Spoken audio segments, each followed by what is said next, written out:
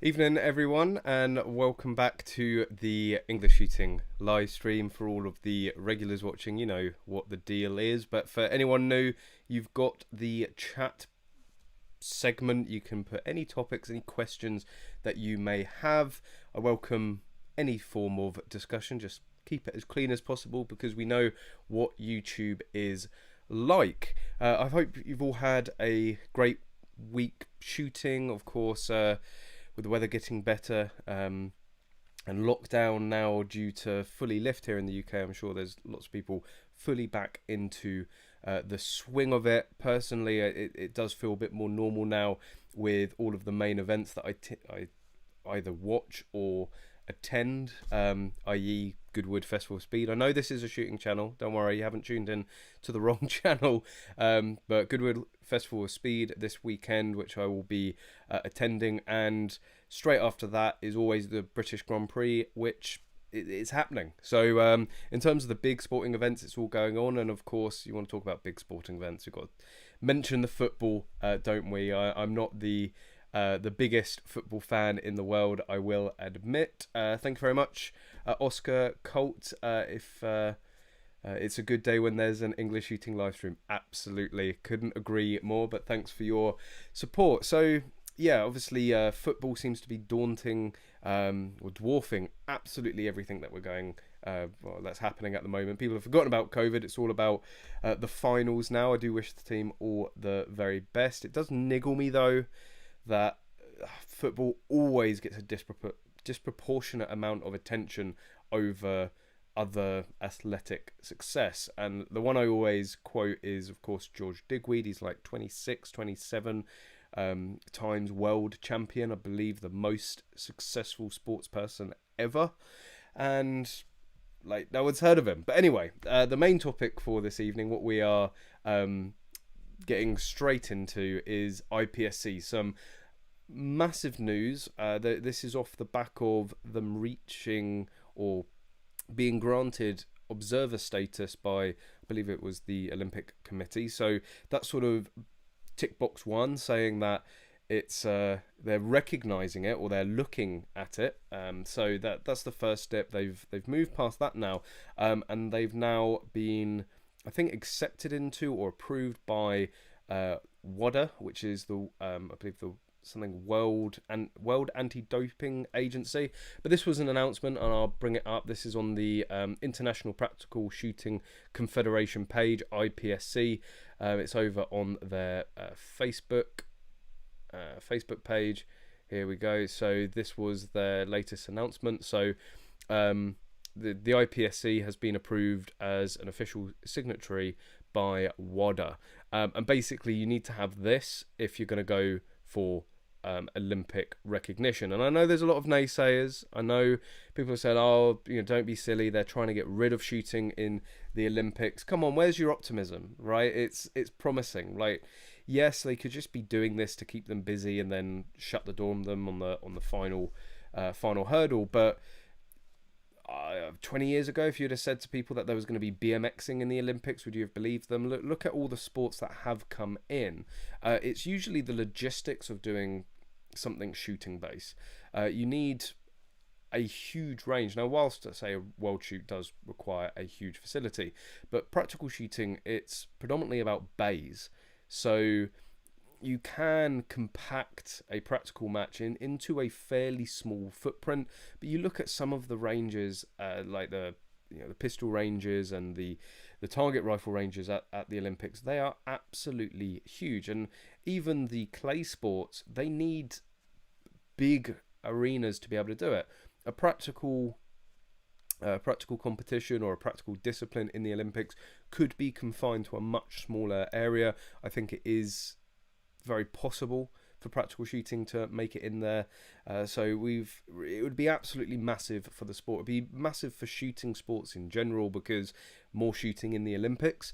And I think it would be a massive boost to the sport overall, because practical shooting is so dynamic. It's so enticing. I'm not saying that other sports, other disciplines aren't enticing, each to their own, but every time you show practical shooting to somebody, it's like, oh my god, I didn't realize you could do that.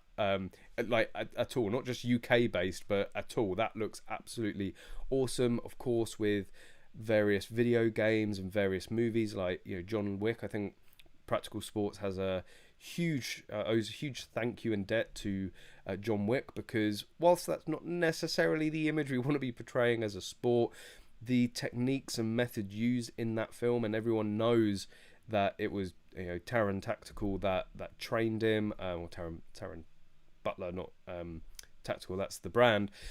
But it sparked this interest because Keanu wasn't shy at hiding away from it, and look at what's happened since. It's now like a tick box for most celebrities out in California. They have to go to the Taron Tactical range. They have to get a little clip of them doing some sort of stage there, some sort of speed run, and that has propagated. We had people like Lewis Hamilton, Will Smith, obviously Keanu Reeves, Halle Berry. You get so many people, so many celebrities casting attention onto the sport and the hobby of shooting. And for practical shooting to get into the Olympics, I think it would really spice things up a bit. I think people would. I'm not gonna say that target sports are, target shooting. 25-meter, 50-meter is boring, or clay pigeon shooting is boring. But I don't think it's as exciting and as enticing as practical shooting. And I think getting that to a much wider audience, say the Olympics, is going to draw in a hell of a lot of people. They're going to see that, and most people want to give it a go. Most people have given clay pigeon shooting a go. Most people have given like air rifle shooting a go. There's very less people that have ever tried practical shooting, and it's one of these things that I absolutely have to do it. Of course, it would just be absolutely immense for the world of practical shooting to have that recognition, to be an Olympic sport. And of course, there's so many people that I've had the privilege of meeting and working with over the years. That would be a shoe-in for a spot on the Olympics, and to see those people go and represent practical shooting on an Olympic stage, on the world stage like that, would just be absolutely insane. So yes, they are.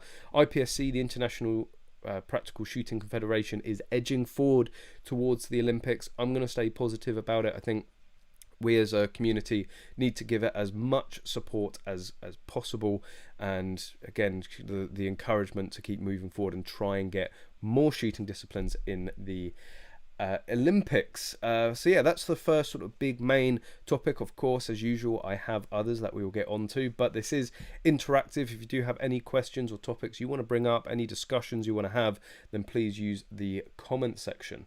As David Kiddle, who is a committee member of Kentucky Firearms Club, no, that's not KFC as in the chicken.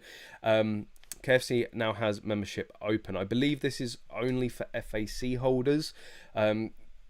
Kentucky Firearms Club does a huge amount for getting new people into the sport, and they're a little too good at it because they're always having waiting lists. There's so many people that want to join the club and take part in it and enter the sport of shooting that there's just too. I believe the case is there's just too many probational members to be able to give everyone all of the time that they deserve and need to then become a full member. But if you do have an FAC, you can join KFC.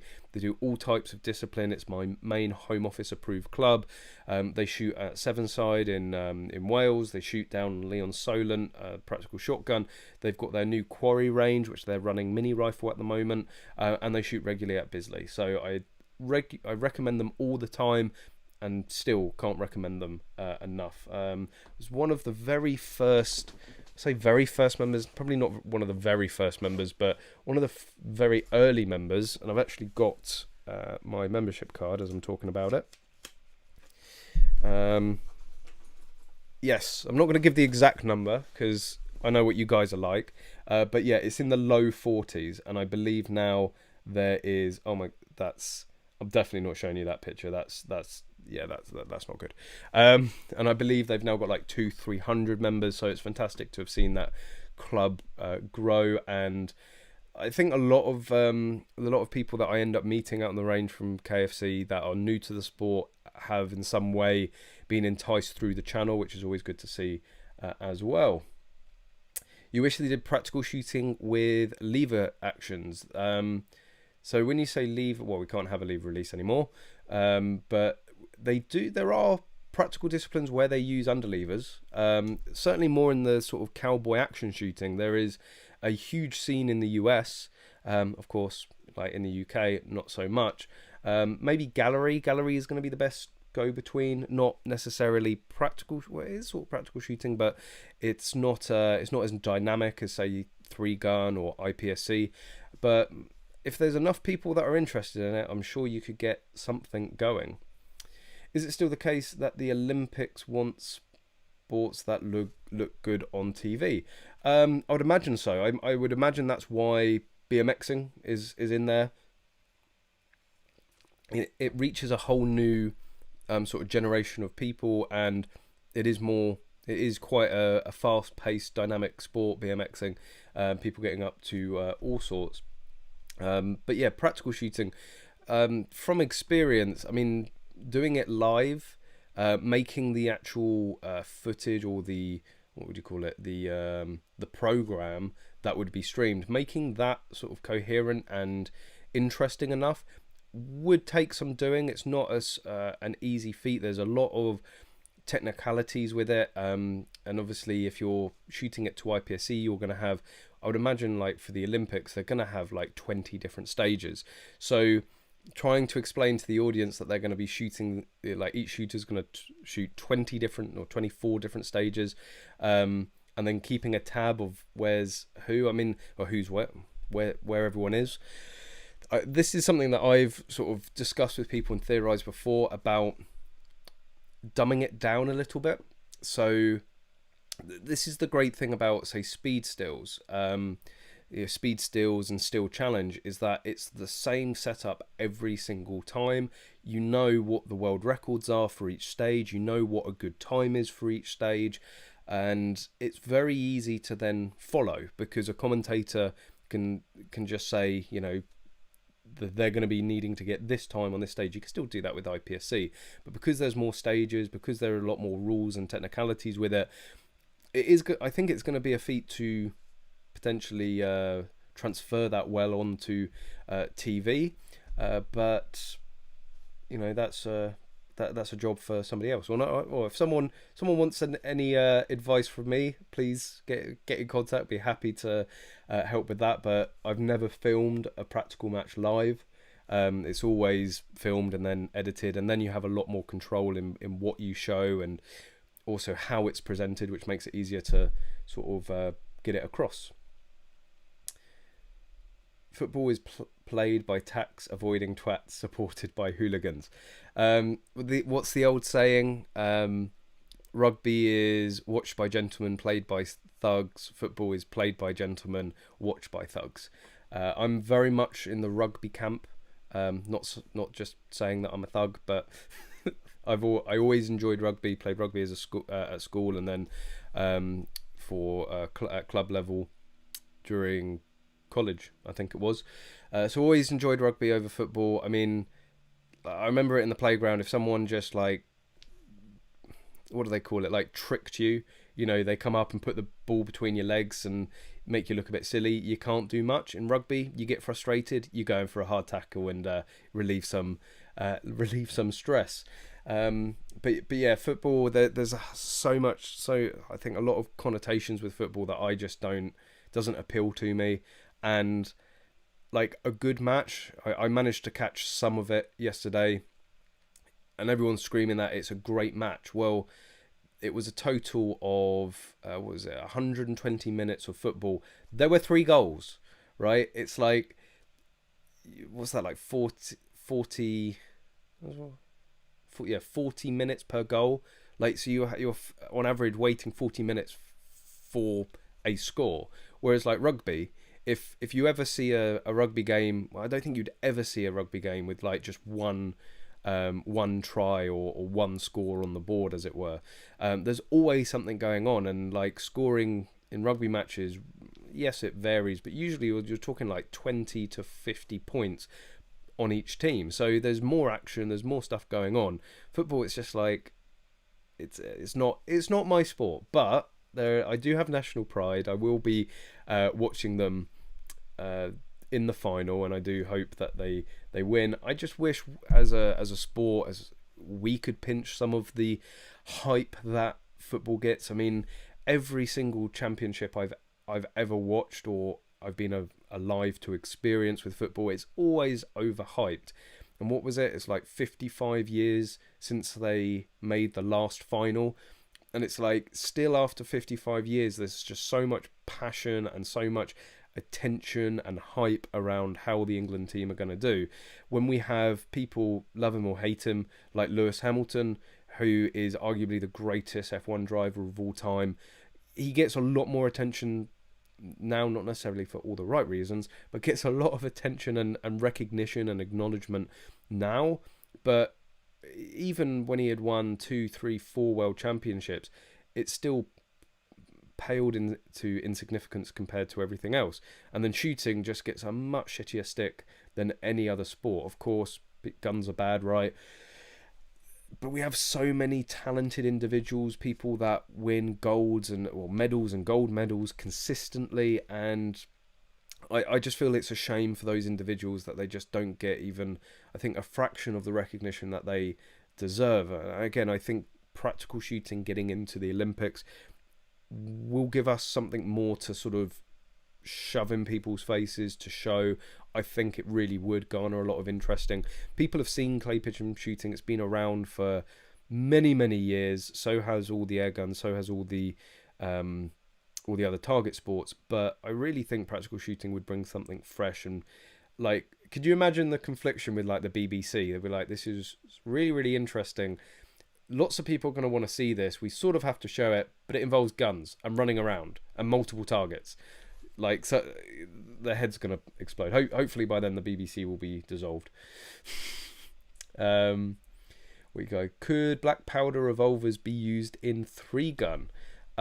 Technically, it's all about keeping it as a level playing field. Like, if someone's shooting with a semi-auto 22LR LBP and you rock up with your black powder pistol, you're just never going to compete against them. But I don't know. David from Kentucky Firearms Club, he's no stranger to running matches and putting matches on. Give him a few ideas, he might run with it. They've started revolver matches. There's one actually Connors is going to. It's up at Yevley, so where the Speed Steels is held. They've created a revolver match. So that's another thing that it's happened for quite a long time with long-barreled revolvers, but there's only ever like a couple of people that tend to do that discipline in the matches that allow it. So it's more just for a bit of fun. It's not really to be competitive. This is going to be the first like competitive revolver shoot that or LBR shoot. Well, I don't know. They do go on, but it's going to be a big one, and I think it's going to be the biggest one for a while. So it'll be interesting. I'm going to try and get up there. Of course, I can't shoot the LBRs, but film Connors, show you guys what it gets up to. So it's about generating interest. If you can get a group of people together that express interest in doing a particular discipline or using particular guns, be that black powder, be that underlevers, all you have to do is go to somewhere like Yevley and say, I've got 20 guys that want to do this, would you run a match? Or you go to, David at Kentucky Firearms Club and say, look, we've got 20 guys, do you want to sort something out? So it's all possible. But there's, yes, in terms of those sort of lesser well used guns in practical, nothing regularly going on. Speed Steels is like watching paint dry, but it's so rapid. It's like, I really enjoy watching Speed Steels. I guess that's because, and certainly any other shooter can certainly appreciate, well, David, you should be able to appreciate the skill that is going on there. Like, they're not, it's reactive, it's instinctive. They've trained so hard that it is just pure muscle memory. Like, you can't do those sorts of times, I think, cognitively, if that's the right word. So like, I'll give the example of the last Speed Steels that I did, which I haven't actually released any footage of yet. I'm on it. There was one it was the final stage, the roundabout stage, and I'd been watching videos online, and I got that like audio pattern in my head, the rhythm of how it should sound, and it is a pretty quick stage compared to a lot of them. And I just you got to just shut off your brain and just sort of let your body do the movements instinctively. And I was able to get a sub 2 second on that. But it's like with most things in shooting sports, if you overthink it, that's when the issues comes. But I love watching Speed Steel. It's just rapid, and it's over so quickly. Like, you imagine Speed Steels in the Olympics, right? You could get each competitor through all of the stages in like 2 minutes. It would be great. Although obviously Speed Steels is not IPSC. Football chat, not a fan myself. No, we've got to mention it. I'm not turning this whole stream into football. Trust me. So you have an issue with grown men at the top of their sport paid more money than all of us together who dive in total agony at the smallest sign of contact. Unfortunately, it's the refs and the rules and laws of the sport of football that has allowed that to happen, because, well, last night, case in point, we got a penalty because one of the players took an easy tumble, right? But we wouldn't have won the game without that, right? We probably would have gone through to penalties and lost. We're still talking about football. But yes, it niggled me. That is one of the biggest reasons I won't watch football, because they've allowed it to get too, I think, tactical. They're not actually playing the game anymore. They're just trying to get other players red and yellow cards. They're just trying to get free kicks and penalty. To me, that's not part of the game. There was a huge wave in rugby of kicking, right? Obviously, 2003 when we won the World Cup, a big part of that reason was the kicking.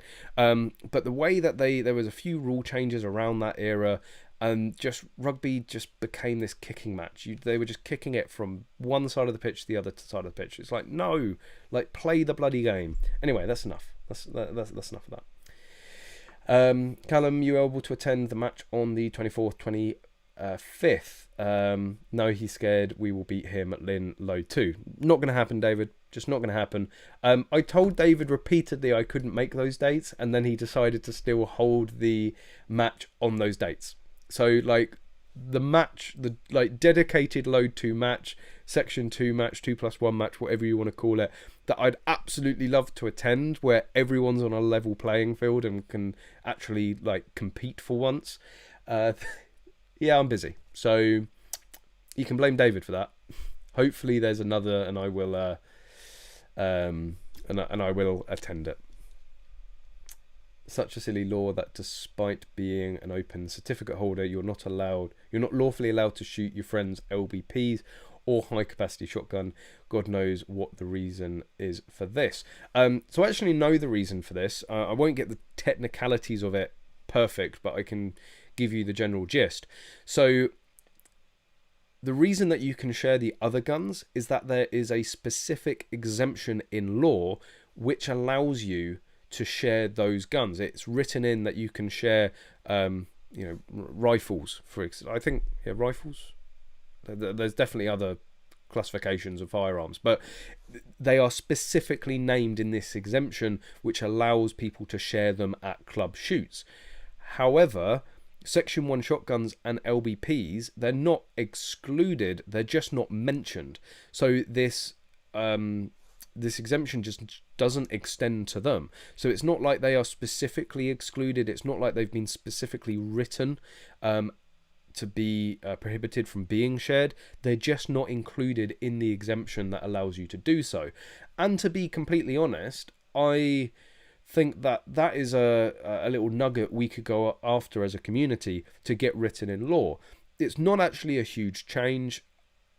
Like, why would somebody within a club environment on an approved range at an approved club borrowing a Section 1 shotgun or borrowing a long barrel pistol, why would that pose any more danger to the public, right, than somebody borrowing a rifle or black powder pistol, so on and so forth?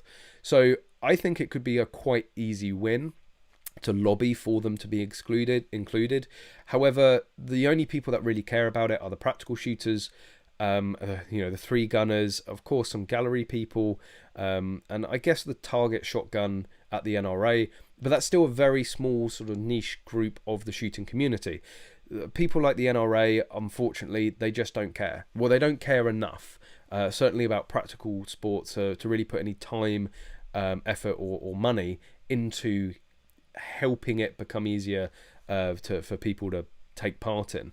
BASC as well, we all know where this is going. They are predominantly focused on the hunting, the game shooting, the outdoorsy sort of adventure shooting, let's call it. And whilst they do try and protect target sports, and they have a interest and representation of target sports, again, that's a minority concern for them over sort of game shooting. And then for practical shooting and LBPs and Section 1s, that's like a minority of a minority concern. So I really don't think the people in the position to really push that forward are ever really going to do it, because they probably don't see the bigger, the overall benefit. They think that, you know, going and spending £50,000 raising some sort of campaign to do that would be much better spent coming up with some more delicious recipes for game meat. But moving on.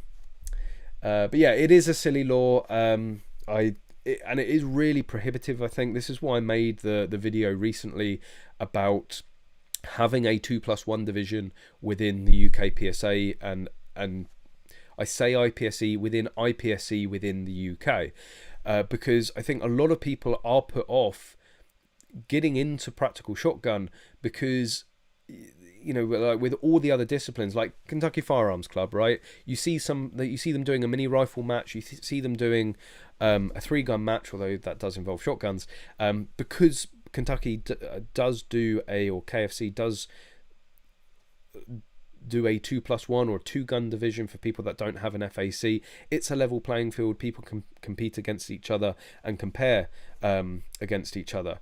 So that's why clubs like Kentucky Firearms Club get so many new members, because there's like little barriers. You can literally on your first shoot be competing on a level playing field to the other against the other club members. With the UK PSA, if you have never fired a gun, if you don't have a shotgun certificate, you don't have a firearm certificate, and you come across IPSC practical shooting in the UK, and someone explains that, well, first of all, you've got to join before you can even fire or shoot a Section 1 shotgun. You have to join a Home Office approved club, fulfill your 3, 6, 12-month probational period, apply for your certificate, which can take, you know, 3, 6, 12 months again, and, you know, then they're going, wait, so for me to even try that gun, I'm probably looking about a year, and, you know, multiple attendances to club day shoots, and then I actually have to go and buy my own because I still can't share one when I've got a license. So it's going to cost me, you know, I've got to go and buy a safe, I've got to pay for the GP certificate, I've got to pay for my licenses, I've then got to go and buy a £500 or £1,000 gun to even try the sport at a level playing field. And I genuinely think a lot of people just go, it looks fun, but it doesn't look that fun. And we really need, I think, more people. If we were able to share Section 1 shotguns, there would be more people shooting it, because people would get a taste of it, and then they're like, oh my god, it really is fun, and then they can compete. In the meantime, they could use a club Section 1 if this was the case, get their training, really get into it, be competing on a level playing field, and then it sort of makes it immaterial about waiting for the FAC. Just like using, you know, one of Kentucky Firearms Club's club guns like the 1522, right? You can join Kentucky Firearms Club and compete in mini rifle matches with the club gun that everyone else is using. They all have their own 1522, so you are using the same gun, the same equipment, level playing field. And you guys get what I'm saying. But yeah, that is one of the silliest ones in my view. Our shame, Defo. What was that? Defo will get another chance to kick our asses. This is the thing, is it's being hyped up, and I know that day I'm going to have an absolute basket case of a day. The Stoger is most definitely poorly. Apart from wanting to chew my fingers, I really don't think I would have any chance of winning a 2+1 competition at the moment with the gun that I usually use. It's past its best, unfortunately. And I'm deliberating what to do for the level 3. I need to find a potential another 2+1 to use for that, because the Stoger is going to be more finger eating. They've just about healed now. Didn't go gangrene, didn't fall off, which is good, but no thanks to the Stoger overall. David Kiddle, some twat wanted to be able to say they had a handgun. LBP should have never been called that. Yeah, I thought LBP was actually a police term.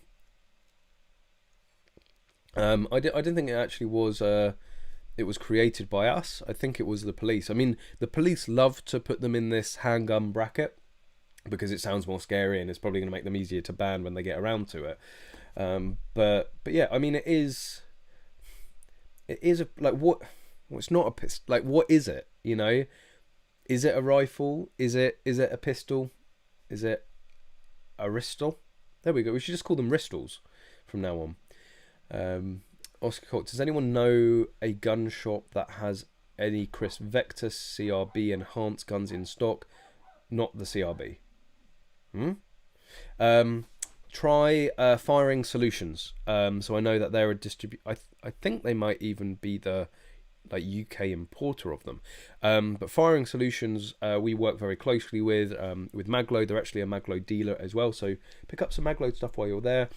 We do make a Magload Chris Defiance Magwell, just getting it in there, and the Ambi Mag release is also compatible with it, and I believe the Mil-Spec Safety we make is also compatible with it. So yeah, pick up some Magload bits. But Firing Solutions, they're based not too far away from here, within the Portsmouth area.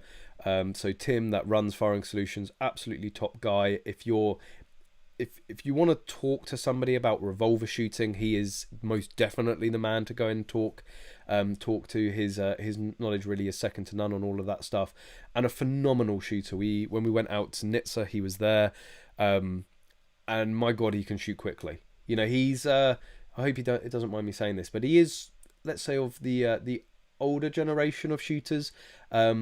Was back in the day a proud owner of handguns here in the UK, and competed in the Bisley World Shoot, the IPSC handgun World Shoot at Bisley, which was like 1994, 1996, around that period, right before they banned them.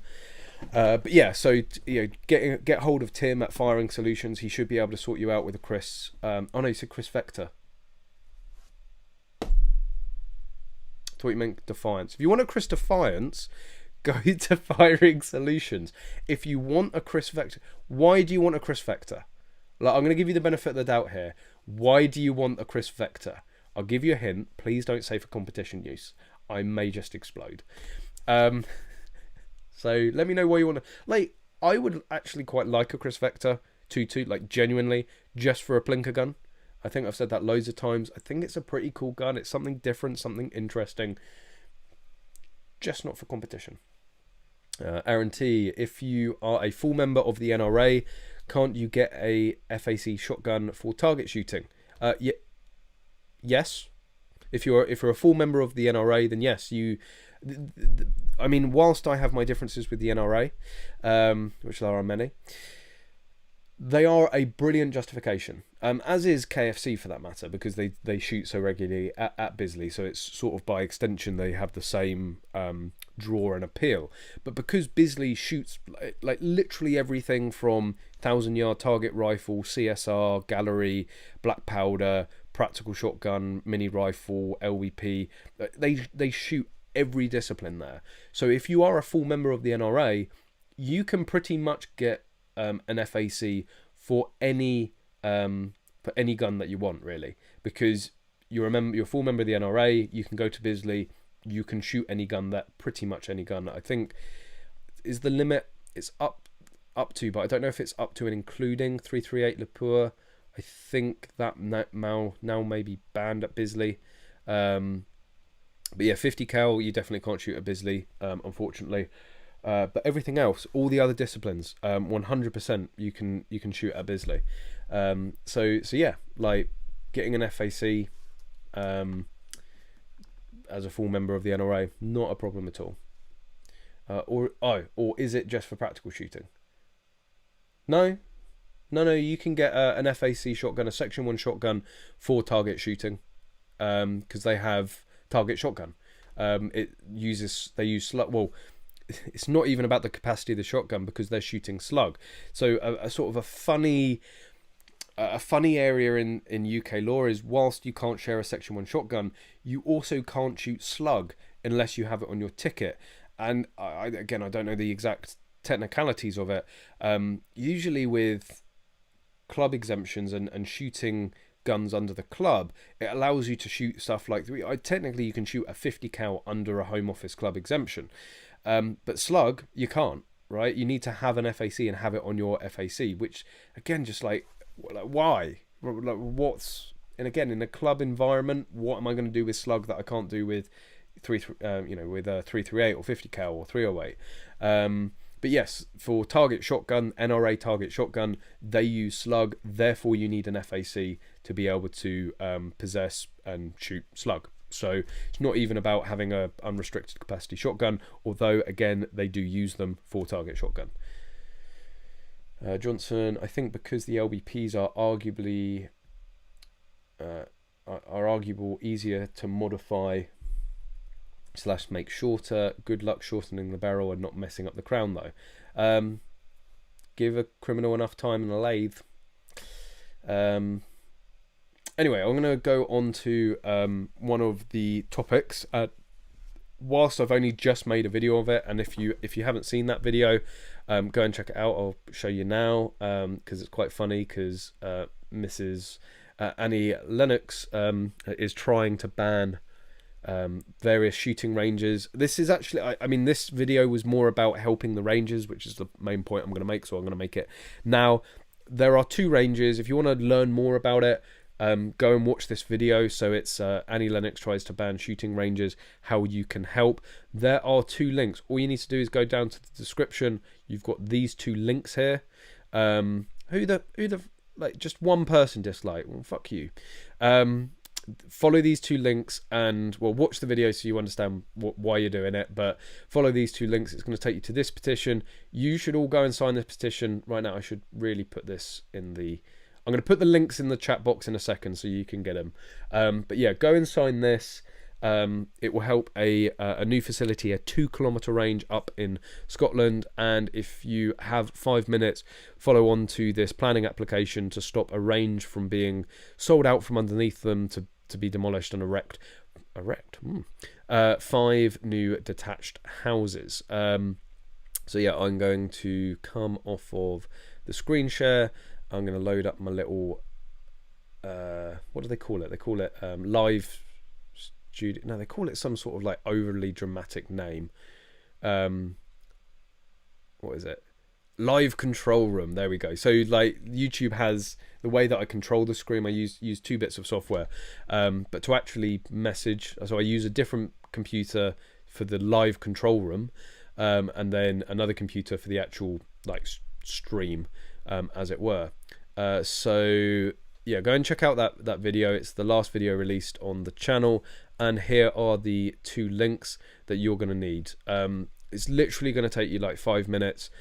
It will help 2 ranges out. It will stop a range from being closed. Well, it's going to effectively stop 2 ranges from being closed down, because if the Buddhist monks, those scoundrels, or rascals, whatever, if they have their way, or the locals representing the monks have their way, they will shut down that 2K range. And something that I cannot stress enough, the firing point is 1.5 miles away, right?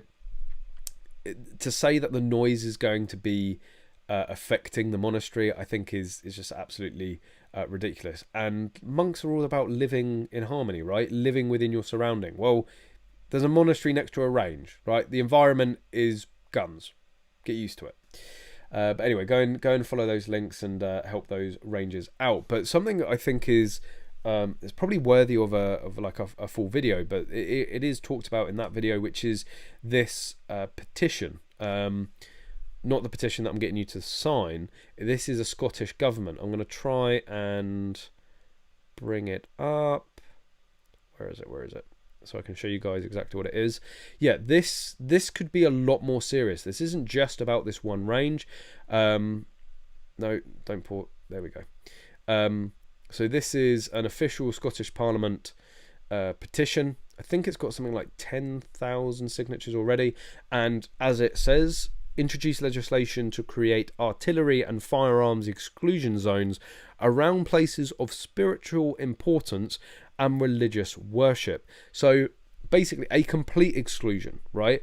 So no shooting whatsoever within those zones. First of all, how large are those zones going to be? If you put a, let's say, 5-mile exclusion zone around every church in the UK, you pretty much won't have any ranges left. And also places of spiritual importance. Please define that, right? Because that's going to be open to interpretation. That's going to be used ambiguously and to our detriment. But if this goes forward, certainly, obviously, this is the Scottish government, so it doesn't necessarily affect the rest of the UK, but certainly in Scotland, if they do, for some harebrained reason, bring this in or introduce it as law, it would be disastrous for shooting sports in Scotland. So many ranges are going to close down. However, the fact that they're also trying to get artillery in there means that they're technically going over the after the MOD. And this is the crazy thing about the let's say the throwing the toys out the pram that the locals have done in regards to this Eskdale Moor and Gardener's range and guns. Is that the military uses their land, and they're like, oh, the military are using their range. No. The military just rock up and mess stuff up, right? They just, oh, here's a bit of a land that we can use. Yeah, just go for it.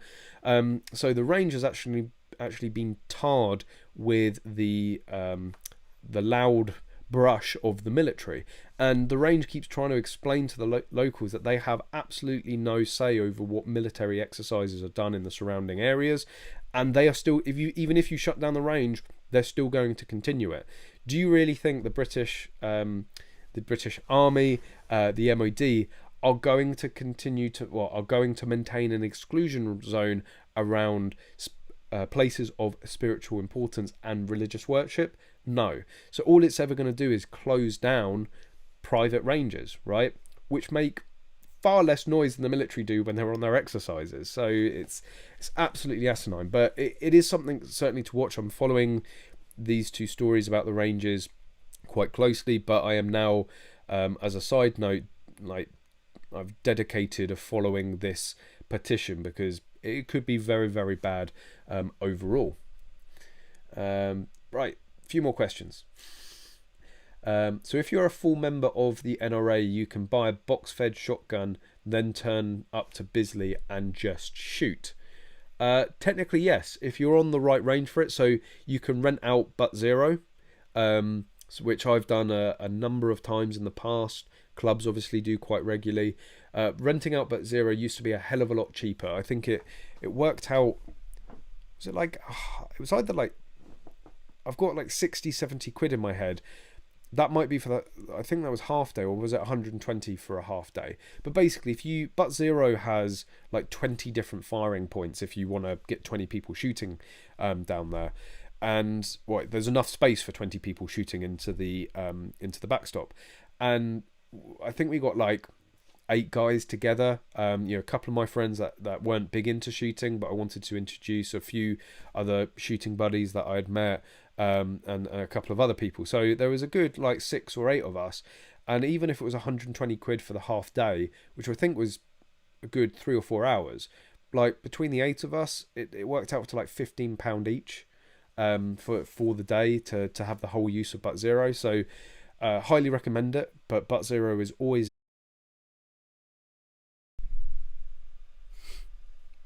We're back. Hello? Anyone there? Anyone still there?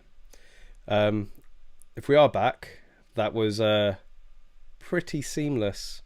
Pretty seamless down and up, right? No one noticed. You're still here, right?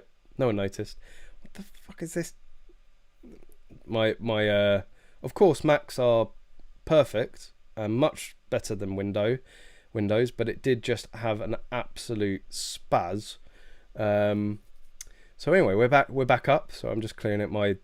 I don't know what happened. It just seemed to just do like a full reboot, but just kept the screen the same for some reason. Anyway, moving on. What were we talking about? Yeah, Butt Zero, definitely do it. It's good. Shoot lots of stuff. And then there's other ranges like the Zero ranges. Like, this might not be true, and definitely check it. Don't just take my word for it and get yourself in trouble. But I think Butt Zero you can shoot slug on. I mean, you can shoot 308 at 25 yards. So why they wouldn't be allowing you to shoot slug there, I don't know. So it doesn't make a lot of sense. But yeah, there's the Zero range. And to be honest, when I first started going to Bisley, when I first got my FAC and I got my first 308 rifle, I just enjoyed going to the Zero range. Just shooting, like whilst you're shooting at a Zero card at like 25 yards, it was still awesome. Like, just, you know, pulling the trigger and getting that bang for the first few times. Obviously, it's a lot more fun shooting at, you know, 600, 800, 1,000 yards. Mac probably overheated. Yeah, she's running a bit toasty. Not a lot I can do about that. We've done live streams in hotter weather, but I'll have to keep an eye on that. What are you guys saying? But yeah, you can just turn up to Bisley and shoot. I think you can you shoot a shotgun on the gallery range? Don't know about that. Again, I haven't actually shot at Bisley for quite a while.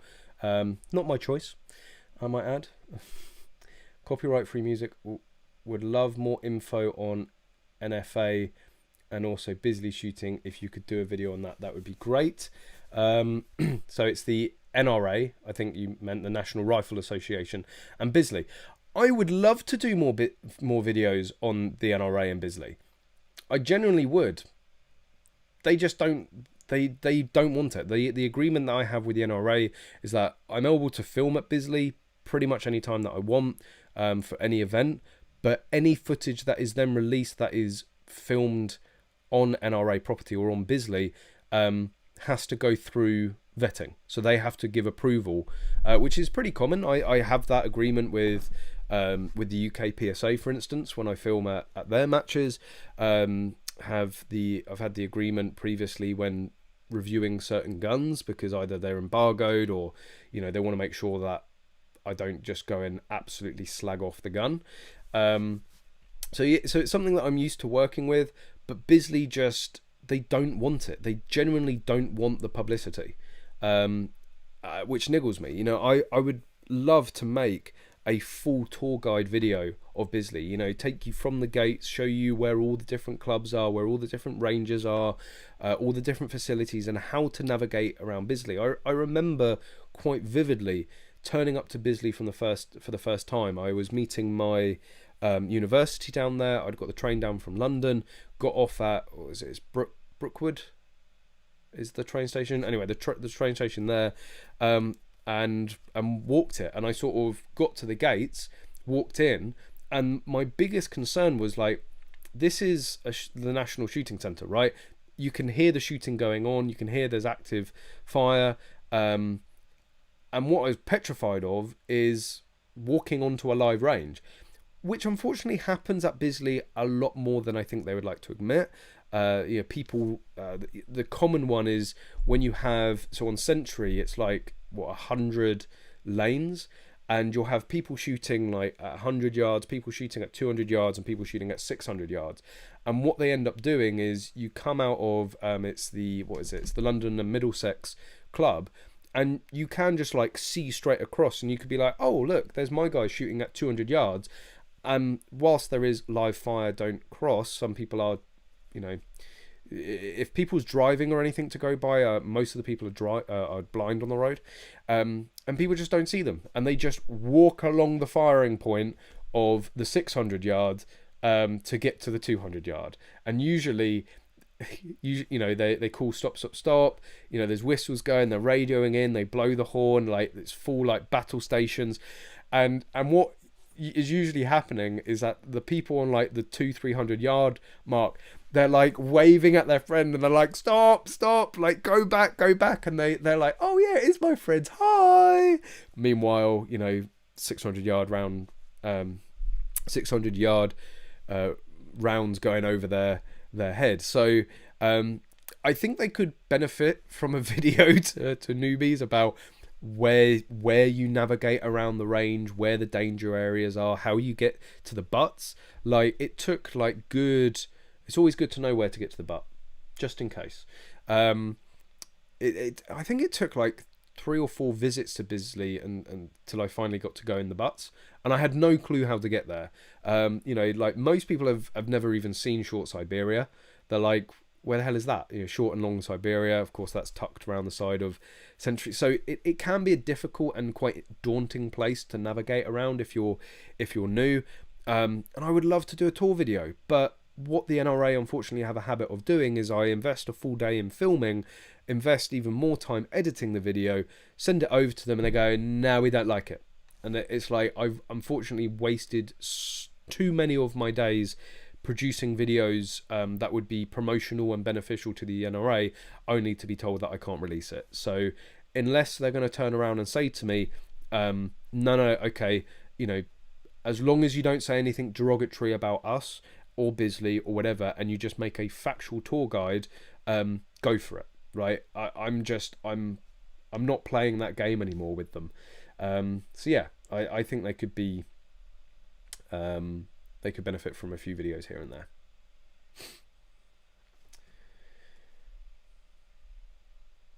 Do you have to rent out the whole range, or can you just rent one firing point?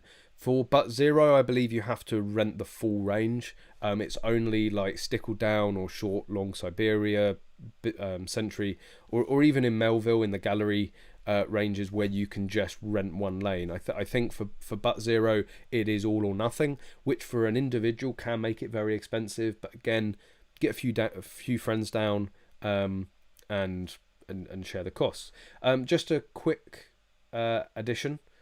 Hit the like button. It's free. It doesn't hurt. It makes me feel very happy, and it helps share these videos. It helps beat the YouTube algorithm. So take that 2-second, hit the like button. It is greatly appreciated, and subscribe if you're not already, because we do this every week. If you're watching this now and you're enjoying it, we do this every single week. So hit the like, hit the subscribe button, hit that bell notification. You'll be notified when there's a new live stream on, and you can come and join us again and be part of the community.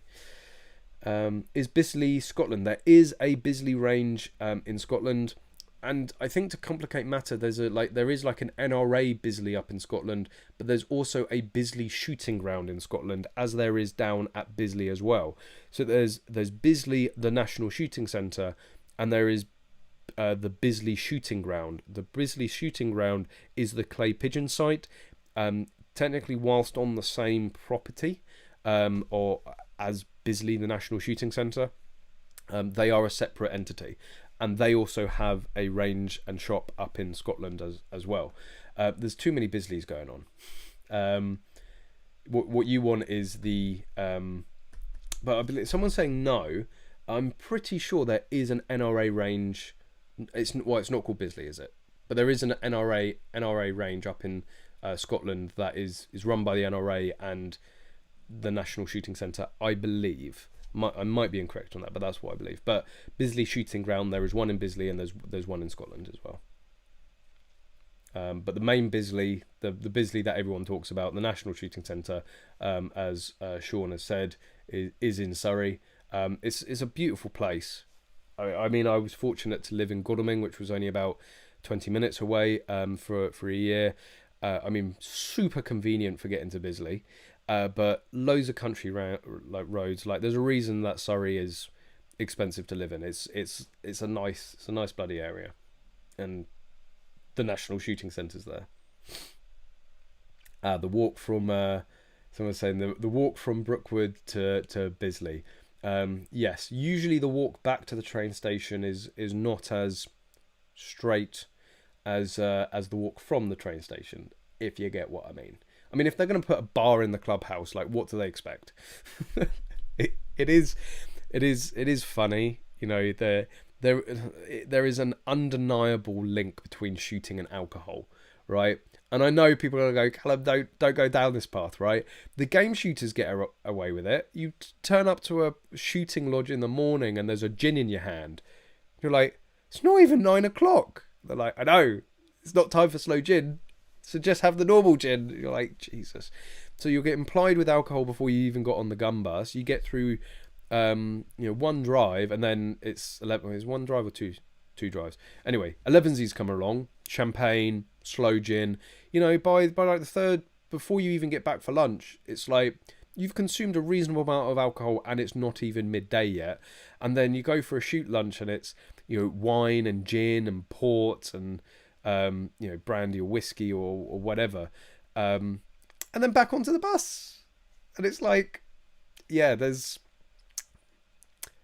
I've seen some stuff. I've seen some real shit, guys. And And yeah, and it's like perfectly normal. It's like, no, you, like with game shooting, it's like you drink before you shoot. Like, it makes you better. Whereas obviously within target sports, like, it's not like people are getting half cut and then going back out on the firing point.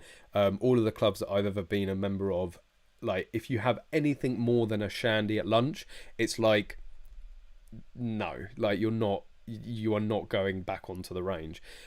You wait until after you finish, then you go back to the clubhouse, join the bar, and stumble back to the train station.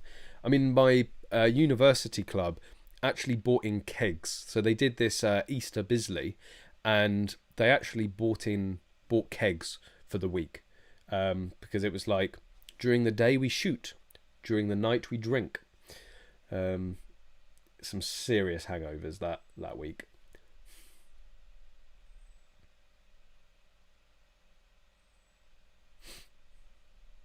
Do you ever buy guns at Holt's auction? I have never bought a gun at Holt's auction. I've been there. Again, when I was studying in London, I went down to one of their viewing days. I've watched numerous of their online auctions, and I've been on their site many times.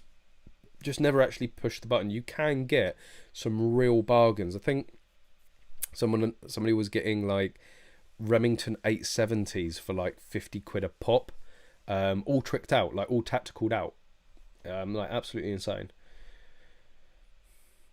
Hey Callum, what's your opinion on what the ATF want to do when it comes to firearms in the US, like confiscation of legally owned firearms that are semi-automatic?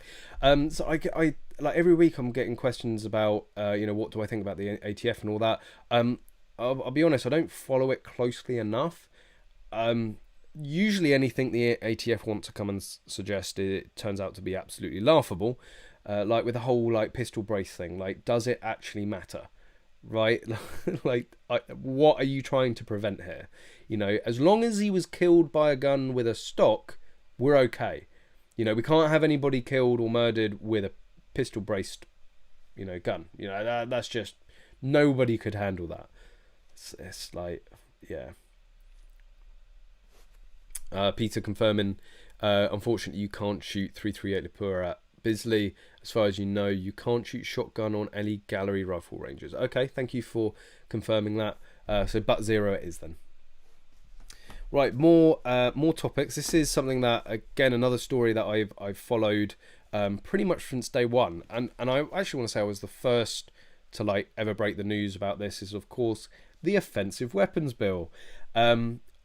It's been reported to me. I don't have any tangible evidence, but it comes from a trusted source who has not let me down in the past when it comes to things like this. And it's been reported that there are still 1,000 Mars rifles unaccounted for. I was also made aware of a story where somebody, I think their husband had passed away. They had got a temporary certificate to hold on to their guns, was aware that the Mars was going through the ban, but was waiting for the letter for compensation. Guess what they never got? Ended up phoning up the police and going, I've still got this gun, are you guys ever going to send me a compensation letter? And they were like, no, you need to hand that in, like the deadline's passed, and by the way, you're not getting compensation anymore. Needless to say, as far as I believe, she has challenged them on that, but the main headline of this is that from this report, 1,000 Mars is still unaccounted for, which means like Mars is, when I say unaccounted for, I don't mean like they've actually gone missing. What that suggests is that there are still 1,000 owners out there, 1,000 certificate holders with Mars that haven't been handed in. And this was touched on, I think, the last video I did on the offensive weapons bill, where the numbers didn't stack up in terms of the estimated numbers that would be surrendered and the actual numbers. There was a huge disparity. I can't remember the exact numbers, but it looks to be about 1,000, judging by this. Judging by tip-off, is tip-off the right way? No, it's just somebody, the source has told me this. Yeah, so there's potentially 1,000 owners of these. And again, it's just like, I literally, I don't think I could have deliberately planned a more unorganized mess of this whole thing. It's like, right, if the powers that be have decided that these guns are too dangerous to be on a firearm, on a Section 1 firearm certificate, okay, right, we've got to hand them in. You've made them illegal. You've got to hand them in. But the way that it's been handled, right, no information put out to any owner, right, initially. No one knew. Like, it was like, right, I've heard on the grapevine that these things are illegal, or these things are going to be handed in, or we're going to have to hand these things in, and they're being, you know, the law's changing on them. But when? What do we do in the meantime? What can we do with them in the meantime? Like, there was absolutely no guidance, and I think I've said it before. I would put money on the fact that more people were made aware of the Offensive Weapons Bill and the Mars and Lever releases changing classification through this channel than through the police and the Home Office. And yes, at the last minute, you know, letters were being sent out. I know within Hampshire, like every FAC holder got the letter, but obviously not every county did this, and it's something that I raised at the moment at the time, which is if you're relying on Royal Mail first class service or second class service to reach every single Mars owners, there are going to be a few that slip through the cracks, right? Mail goes missing, mail gets lost, it gets misdelivered, it falls down the back of the letterbox, or, you know, sweeps under the rug, or you pick something up, think it's spam, or you throw it in the bin with some other spam or whatever. It does just boggle me how, quite obviously, how inefficient and ineffective the plan was to get to hand in these guns. Because if it is true that there are 1,000 still out there, it just it makes all of the millions of pounds that are spent banning them just utterly pointless. Because it, like, let's just live in the neighbours world for a moment, right? Let's all agree that these, just for a moment, just in this little fantasy neighbours land, that these rifles do pose a significant danger to the public. And if, let's say, we're all in agreement with that for the moment, then we don't want them in people's hands, right? And that's what they're saying, is that these guns are so dangerous and pose such a danger to the public, despite never actually being used in crime, that they shouldn't be in an FAC holder's hands, but there's still 1,000. So it's like, they can't be that dangerous, right? If you're not, like, literally going door to door to every certificate holder asking them, do you still have a Mars rifle, then it's almost like, well, we sent some letters. Yeah, there's still 1,000 unaccounted for, but we sent some letters. That should do it. And I am waiting to see the first owner that is prosecuted because they were completely unaware. I mean, if you don't have Facebook, if you don't have any social media, because it wasn't in the mainstream news, right? If you didn't get a letter, if you're not on social media, if you don't sit there refreshing the page on the Home Office website, how would you ever know, right? And I bet what's going to happen, it is going to take a total of 5 years for all of these Marses to be recovered, because there are going to be some interesting variation or renewal meetings. And I can see what's going to happen. FEOs are going to go round a house for a renewal. They're going to open up the safe and they're going to go, oh, you've got a Mars. And you go, of course I've got a Mars. I've had it for years. You go, but you were meant to hand this in. Was I? No one told me. You know, and it literally makes people, through no fault of their own, criminals overnight, unfortunately. So anyway, it's sort of old news, but new news. 1,000 still out there. And bearing in mind, like, whilst the compensation period has passed, that's another 1,000. Let's just say they had to go and pay compensation for those 1,000 rifles. That's like another 1.6 million. Like, you know, and that's so they were over. Oh God, it just gets worse. It just continues to get worse. They were over budget. They were over budget on the compensation by quite a clear margin. Again, I can't remember the exact numbers, but go and check out that video. I'll find it quickly. So they were over budget or over estimate by a significant margin to begin with, and they didn't even get all the guns, right? You know, how much more? Well, by at least 1.6 million. I think the sort of average compensation was around 1,600 quid for the Mars, I think. Where is it? There is definitely, it's around here somewhere.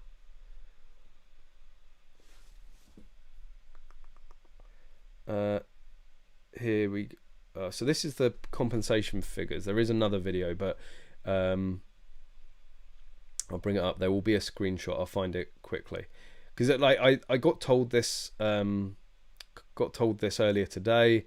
Hadn't really had much time to sort of think about it. I'm literally just like thinking about it live right now, and it's just absolutely boggles my mind. Oh no, 1950. Jesus. So these are the compensation figures. I'll bring them up, just so that you're not, I'm not.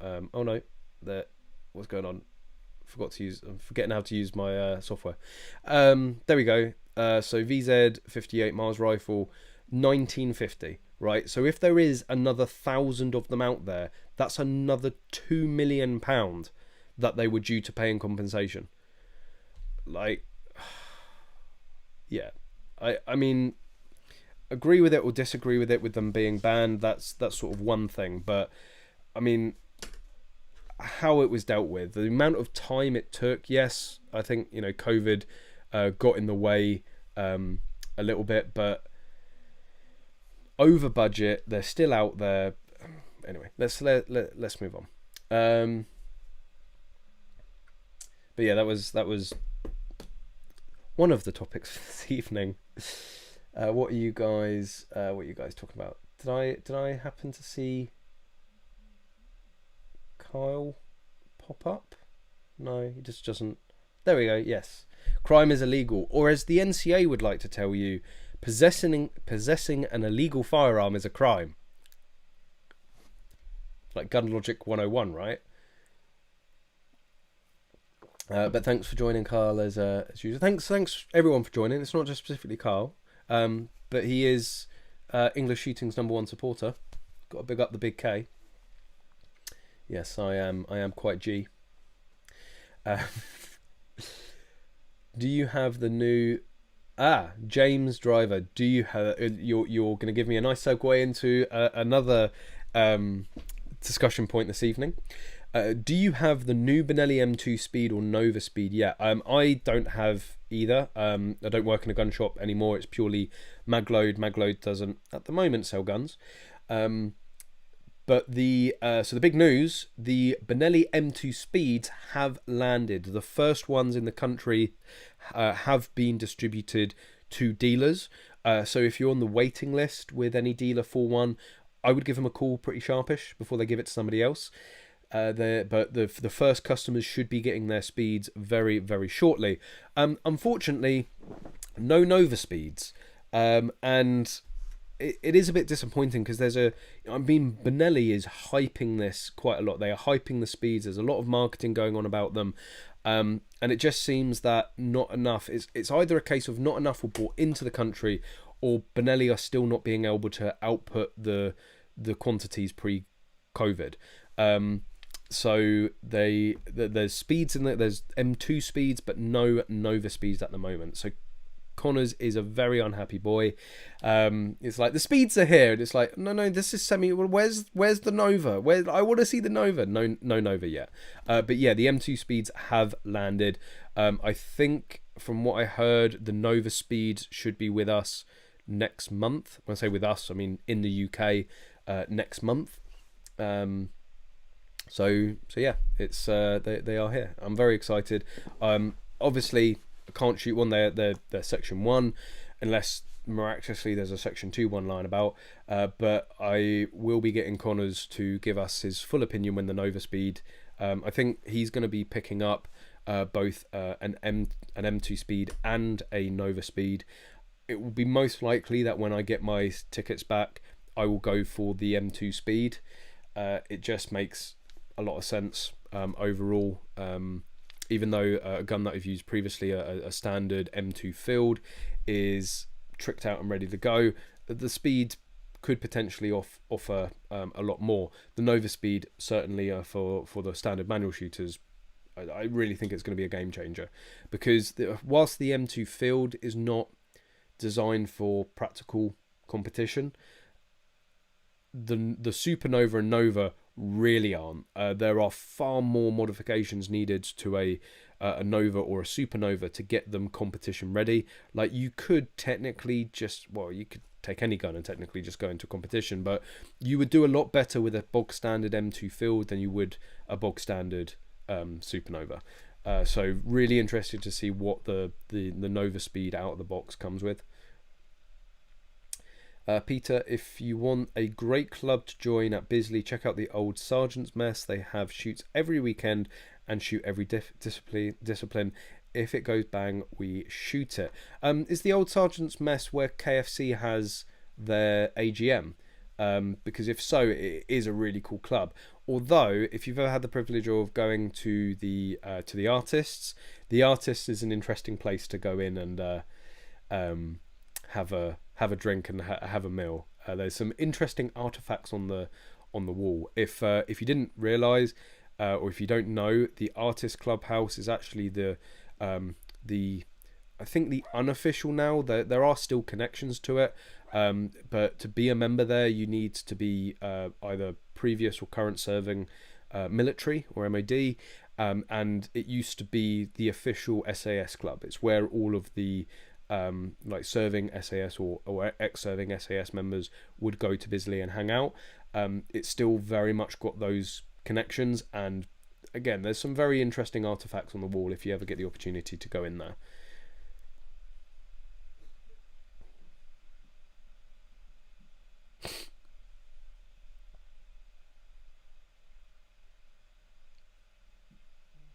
Will the FEOs not know what a Mars or lever release looks like? No comment.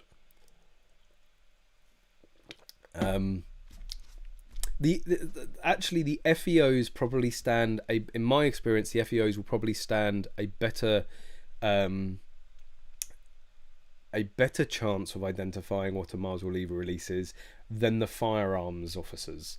The sort of lack of knowledge and experience that I've encouraged with firearms officers in the UK is absolutely astronomical.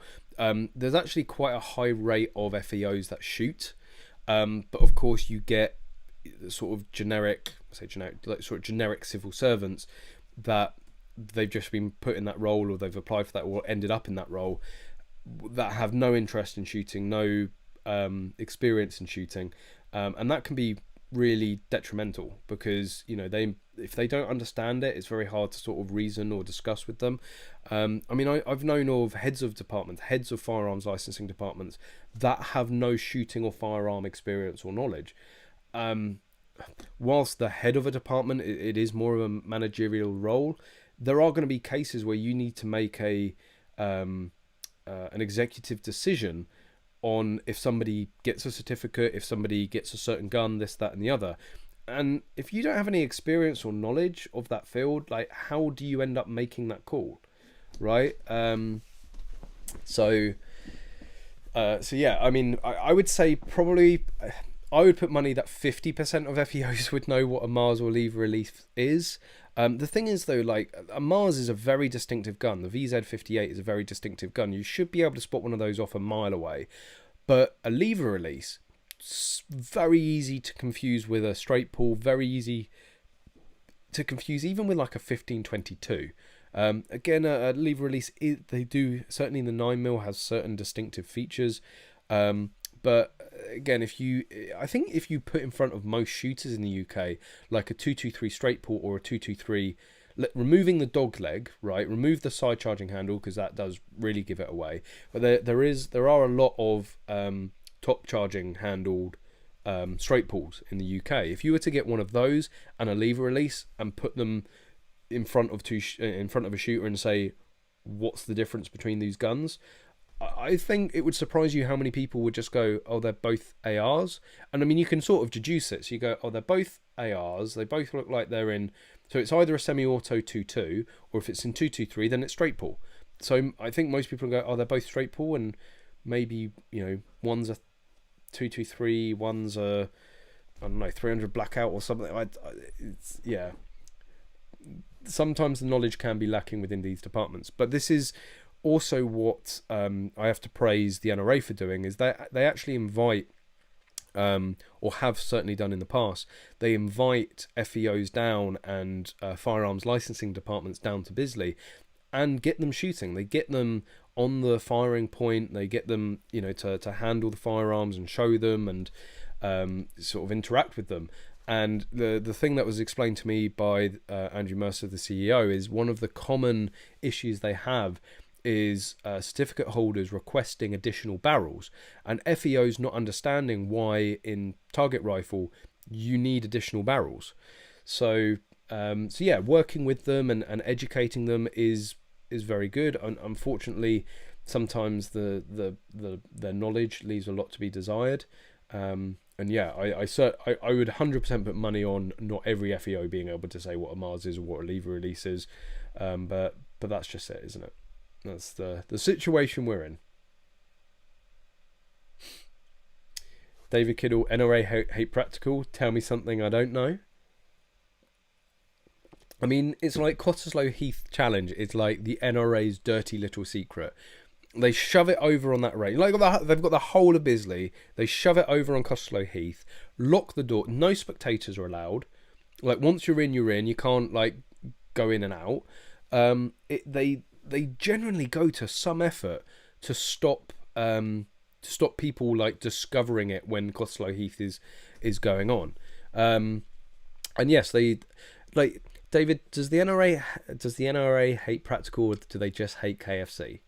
Because the NRA have cancelled more shoots of KFC than I think any other club combined. Is the M2SP speed performance any good? Yes, it absolutely is. One of the biggest upgrades on the SP is actually the two-part latch. So that makes it a little bit like easier to load. It's hard to explain. I wish Connors was here because he would be able to tell you the ins and outs. We did actually look at transplanting SP latches into fields. It's like a lot of machining on the receiver. It's not an easy job. And if there was going to be one reason that you go for an SP or a speed over a field is that two-part latch. I think what Connors does at the moment for fields is that I think you can get a two-part 20 gauge latch, and then he retrofits those, which are a lot easier to do, to an M2 to a standard 12 gauge M2. I might be talking complete bollocks here, but there is definitely something to do with a 20 gauge latch that puts in and makes things a lot easier.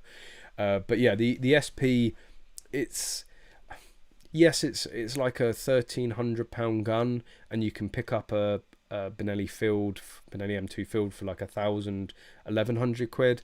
But you've already got the extension tube on it. There's already a light port cut, enlarged buttons, things like that. So enlarged charging handles. So for the difference of like 200 quid, I think you're getting the money there. It certainly is a more race ready gun, and you get that two-part latch. However, I could easily be convinced the other way, which is actually like just going by the field. You're still gonna pay somebody to port the gun and do a port cut on the M2SP. So it's going to cost the same amount whether they do a port job on a field or an SP. That's the same cost. Yes, the SP comes with an extension tube. The amount of people that then replace them for a Magload carbon fiber one, because it's still a lot of weight. It is a steel tube. They are quite. It might be alley, but it's still a lot of weight compared to the carbon fiber. And you know, so before you realize it, you've completely changed all of the additional bits that came with the gun. So many people as well, it's a really popular product, the Magload M2SP button. You know, whilst it is a big button, it's a huge snag risk. Like, it really does sort of catch and protrude, and the Magload button is just even that much bigger. So, you know, people, and also we've got the Benelli charging handle now. So, you know, people are getting their M2 SPs, they're paying someone to do a port cut anyway, they put a Magload carbon fiber tube on it, they put a Magload button on it, and they put a Magload charging handle. Literally the only thing left is that 2-part latch. Is that then worth 200-300 quid over the standard field? Like that's then down for you to decide. In my experience, a mag-loaded M2 field is an absolute dream to shoot. Like easy to load, really slick to load. But yeah, so they are certainly good. So your original question were, are they any good? They are most certainly good. You can get into very long-winded conversations about, is it worth the money going for the SP or the field, as we have just done, so I won't repeat myself on that. How does Bisley know what cow you are shooting? It depends how many target shooters either side of you complain to the range office, especially if you've got a muzzle brake on. I think if 5 or 6 lanes complain either side of you, then it's at least a 338 Lapua. No, to be honest, I don't know. I mean, if you were to rent someone would snitch on you, wouldn't they? Like let's be honest. You turn up and start shooting a 338 Lapua or a 50 BMG, people are going to know about it, right? It's a 308 with a really big muzzle brake. Like a 50 cal on the like, first of all, the gun itself, like, you don't usually it's not very rare that you confuse a 50 cal rifle with like a 308, right? They're fairly large and distinctive, so straight away as you get on the line, some busybody is going to be like, I think that's a 50 cal, and by the time you've taken the first shot, they're definitely going to know it's a 50 cal. But you know, in terms of how they know you've got one on site and you've set it up on the range, probably no. And I'm sure if you go on a quiet day, you know, if you were to go on a, you know, November Wednesday morning when it's overcast and chucking it down and you rent out but zero, I think you could probably get away with it.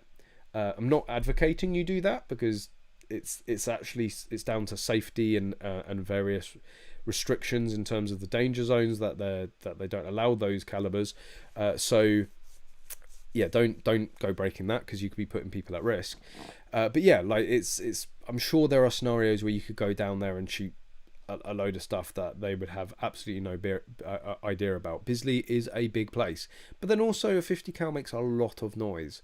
So I don't know, maybe, like I say, I'm not advocating it, but maybe we should test it. That would actually be like a fairly good experiment, like to sit in the range office and say we're going to shoot a variety of calibers and you've got to tell us which they are. Don't know.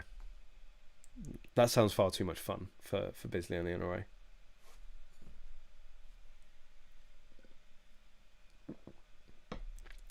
Practical Armory, 50% of your supernova is mag loaded or mag load. Good to hear. That's what we like to hear. It's what helps keep the lights on. And we hope you're enjoying it. I hope you're feeling the benefit of all the mag load gear. What's your opinion on red flag laws that we have here in some states? Oh, this is like, some people are really not going to agree with this, but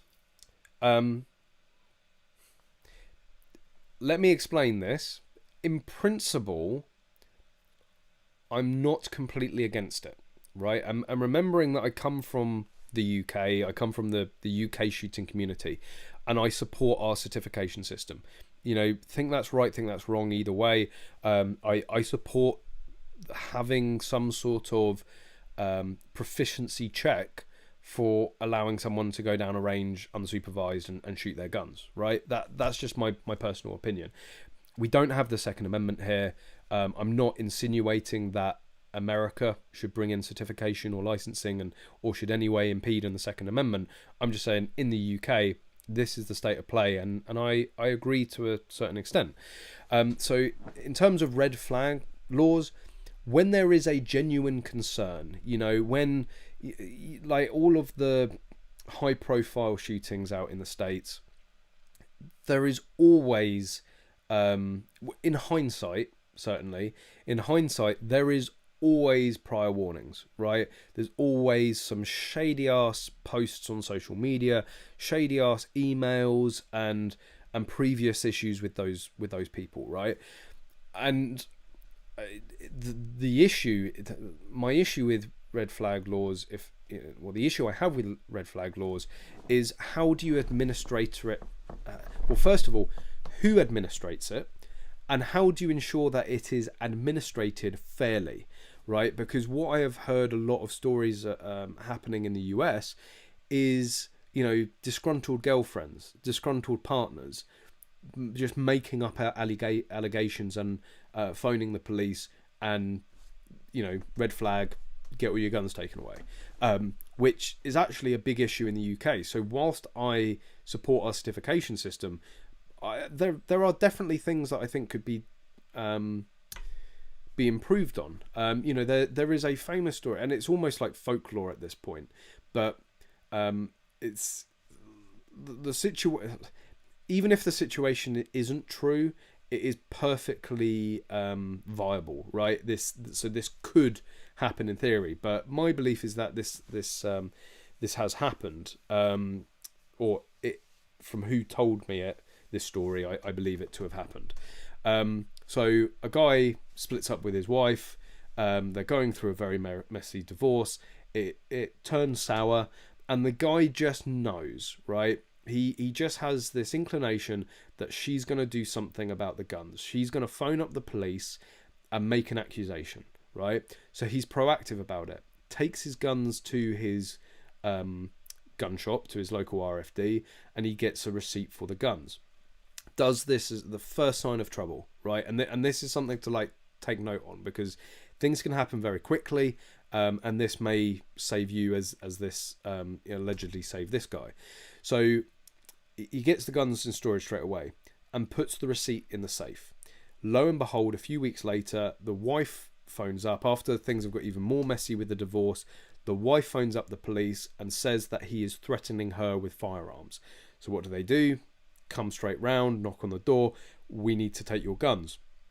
Okay, why is that? You've been threatening people with them. We have a report that you threatened your ex-wife with them.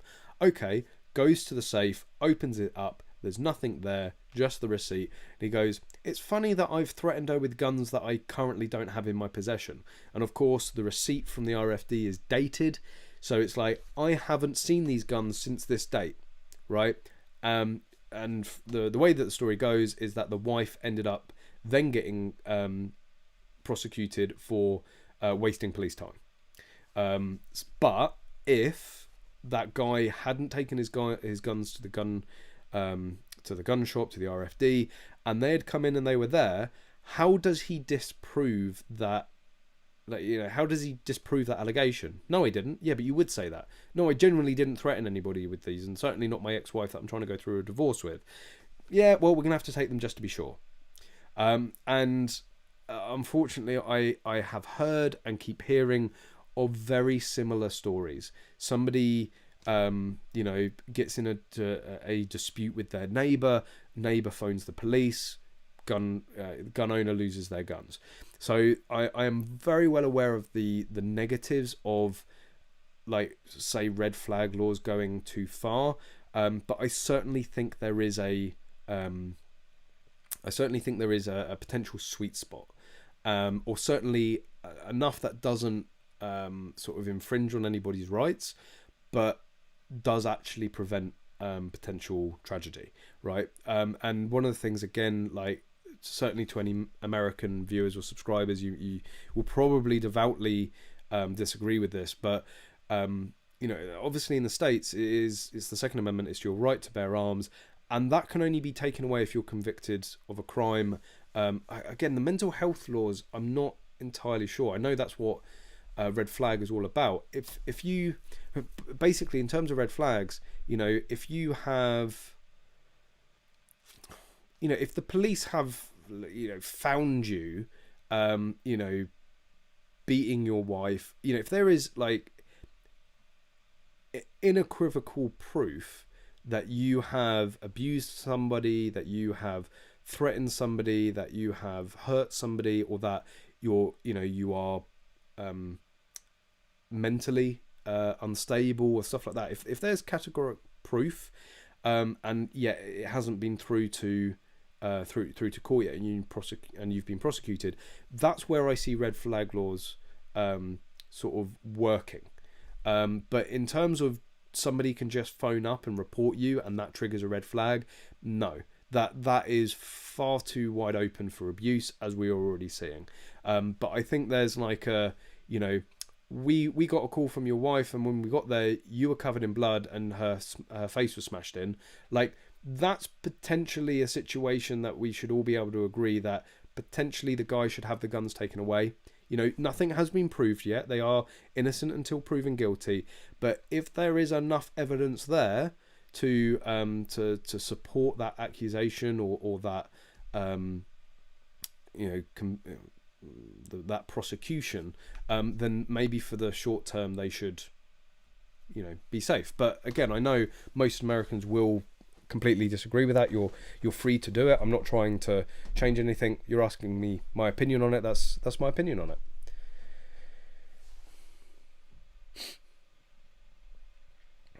You're a Mandalorian. Weapons are part of my religion. We tried that one here. It didn't work. There is something that says one shot per. Oh, people talking about binary triggers. Oh dear. Spirit of the law. Are you talking about spirit of the law? Why are you talking about binary triggers? You're going to get me arrested. I'm trying to find.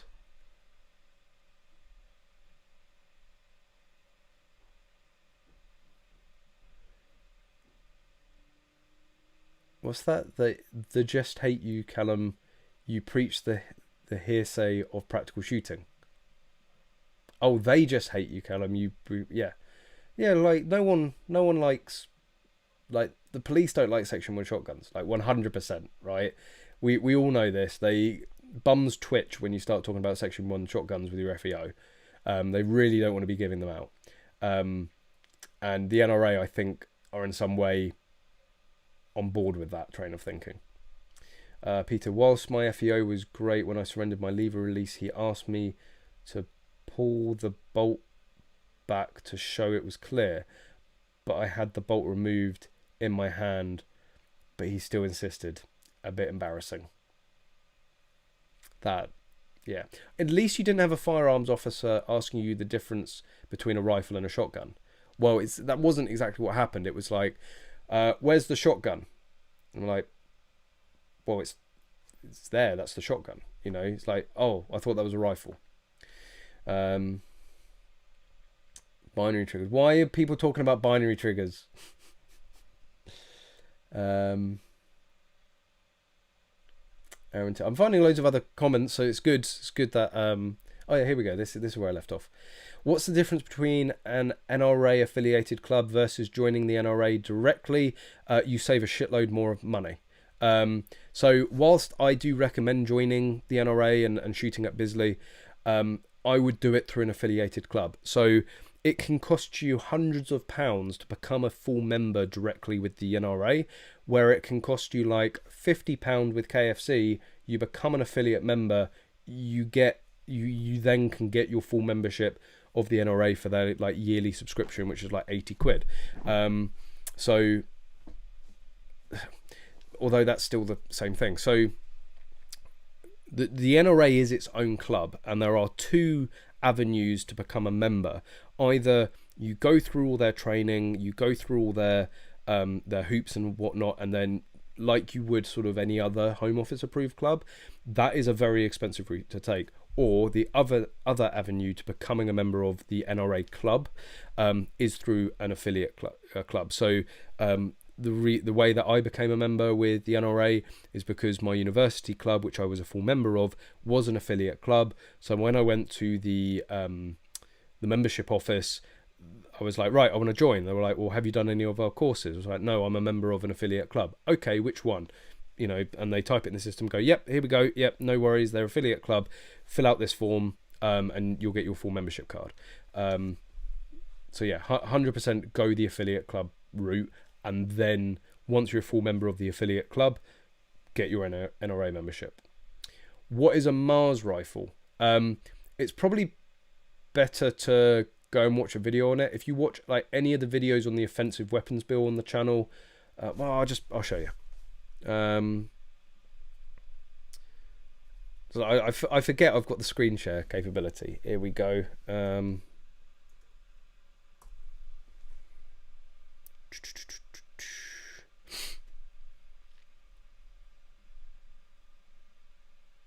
So I'll just bring up.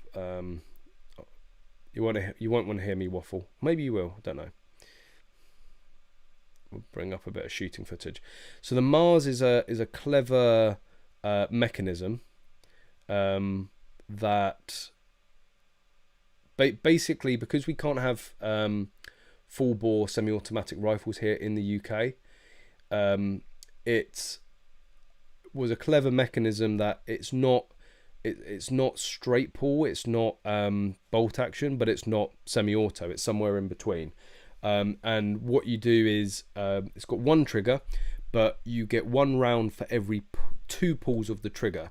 You pull the trigger, the bolt comes back, locks into place, then you pull the trigger again, that releases the bolt, chambers around, pull the trigger, the round goes off, and the cycle continues. So this is a Mars cycling. I'll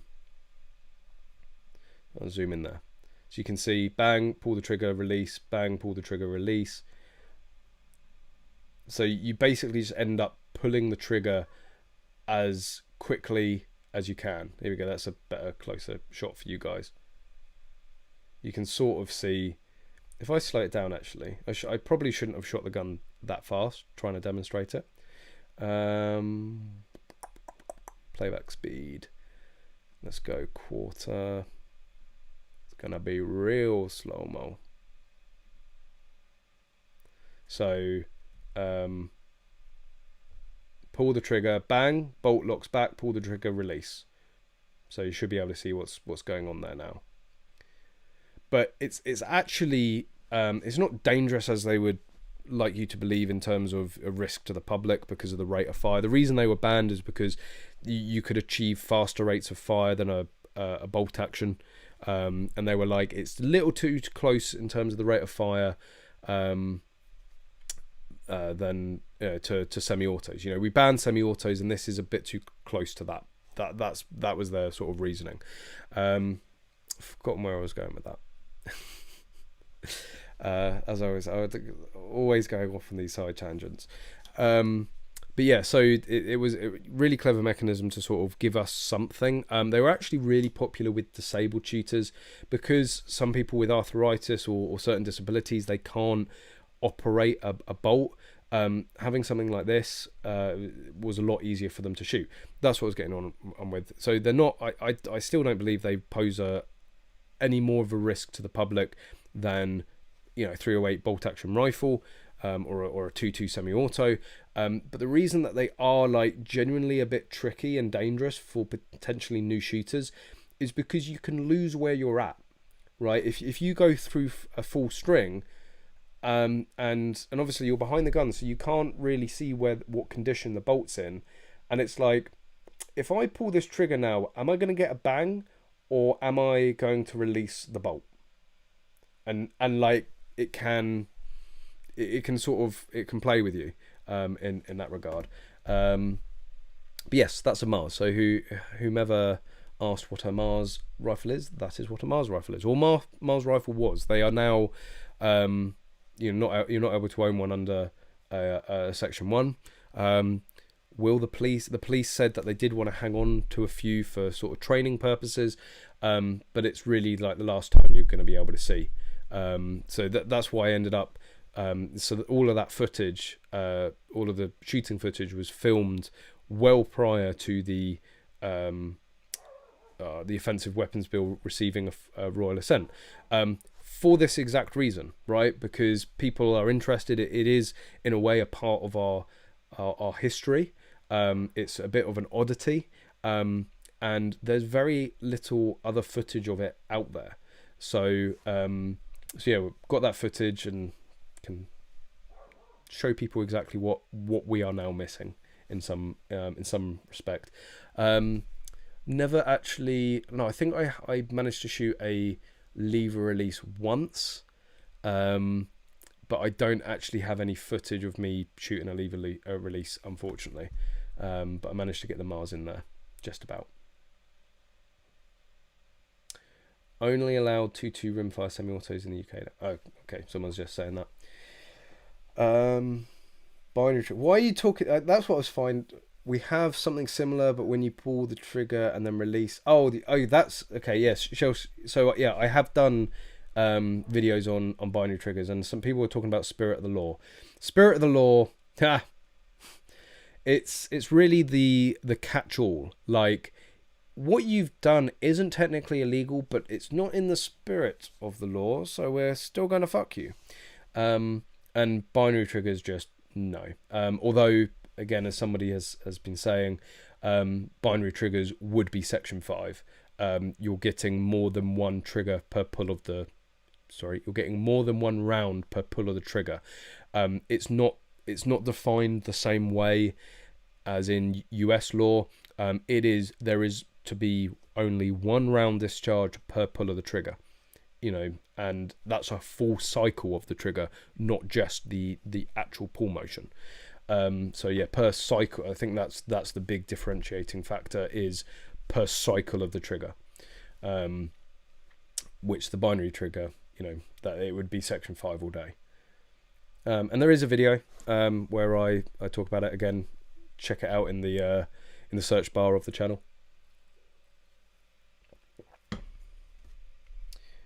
Just checking that I've covered everything for this evening on my notes. Yes, I have. So let's have a look at what you guys are saying. Shane, my FEO told me if there's any trouble at home, give him a call and he will send a firearms officer around to collect the guns and hold them while it gets sorted. Oh, I bet he did. I don't want to speak to the integrity and honesty and trustworthiness of your FEO, because they hold a pretty serious position, and somebody that holds that position should be, forthcoming and honest and trustworthy and have integrity, 100%. So I don't want to call that.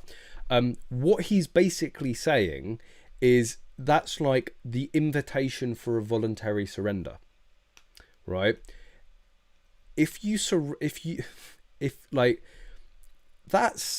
That's potentially really sneaky, like really sneaky of them, right? Because what's going to happen, you're going to phone them up and say, I'm having issues at home, right? Tick. That is enough for them to revoke your certificates straight off the bat, right? You've told them there's difficulties, right? They now have reason to believe that there could be a danger to public safety, right? So you've just told them that straight away. And when a firearms officer comes round to collect them and they end up with the police, when you decide that everything's calmed down, that's not when you get your guns back. You would get your guns back when they decide that everything's calmed down and that they are ready to give them back to you. That is a potential very dangerous trap. And I would highly recommend going and checking out a very recent video that was put out on the channel, called "Should You Voluntarily Surrender Your Firearms?" Right, and the in and the out is that if you are invited to if you are requested to voluntarily surrender your firearms, whilst there are potential many downsides, you want to comply. You want to be compliant with it. It shows willing, and if you're not, they just revoke your certificate anyway, so you're not really preventing anything.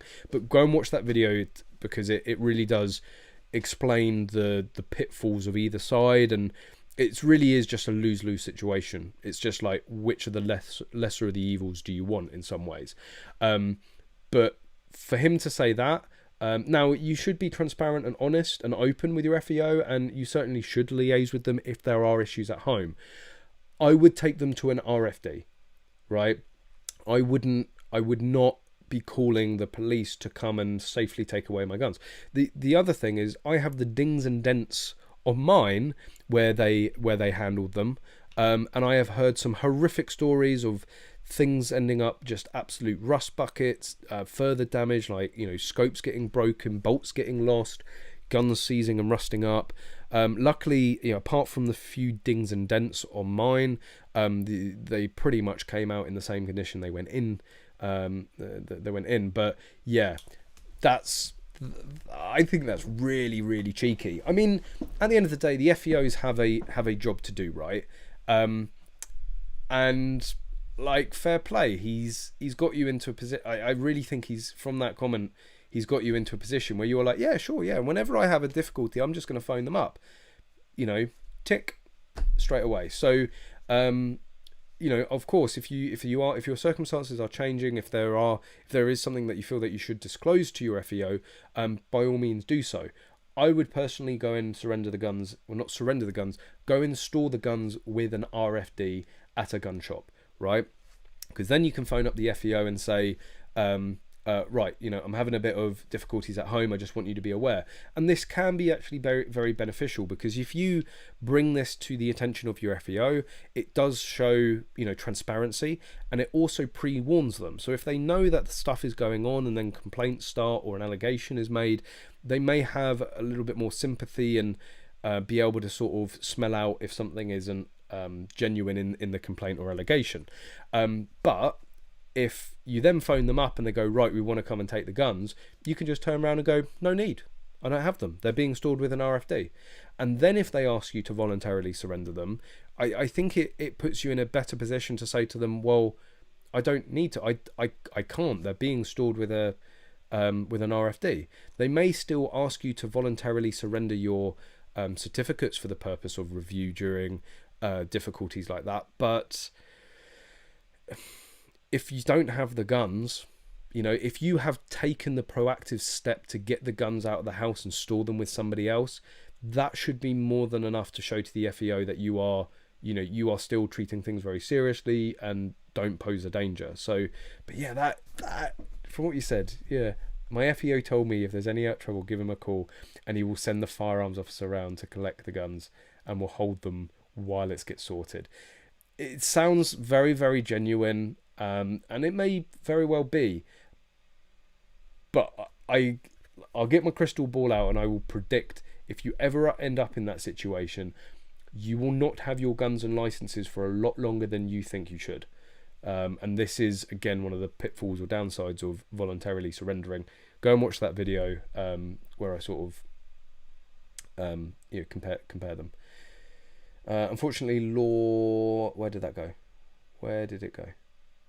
Unfortunately, laws like these get abused way more often than properly. You don't want to be the one to test the interpretation of law in court unless you're certain you'll win. This comes down to it quite a bit. You know, why the police can have like so much power when it comes to firearms, because to test something you need to end up in court. It's expensive, and there is the chance of, you know, prison, right? So people just tend to, like, if that's the grey area, you know, we'll stay out of here, because as soon as you start getting into the grey area, that's when it's open to interpretation, and then can, you know, in essence come down to a trial to decide. But some things are more black and white than others. Hey Callum, do you watch Paul Harrell's videos on YouTube? The name doesn't ring a bell. Let me have just a quick Google, see if I've ever seen any of that stuff before.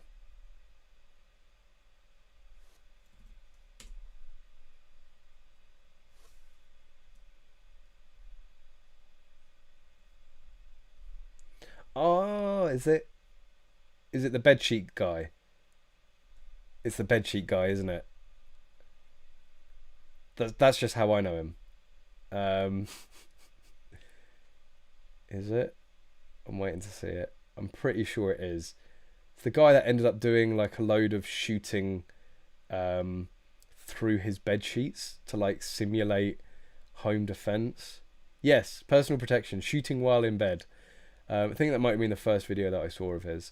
Yeah, no, I don't regularly watch it, and I say it a lot of time, I don't actually watch a huge amount of shooting YouTube. Like, it's it's like being a chef and coming home and cooking, right? I enjoy watching YouTube videos, but I tend to watch them far more on my other hobbies, mainly cars. I watch a hell of a lot of car YouTubers, but not so much. I mean, I'm subscribed to a load, where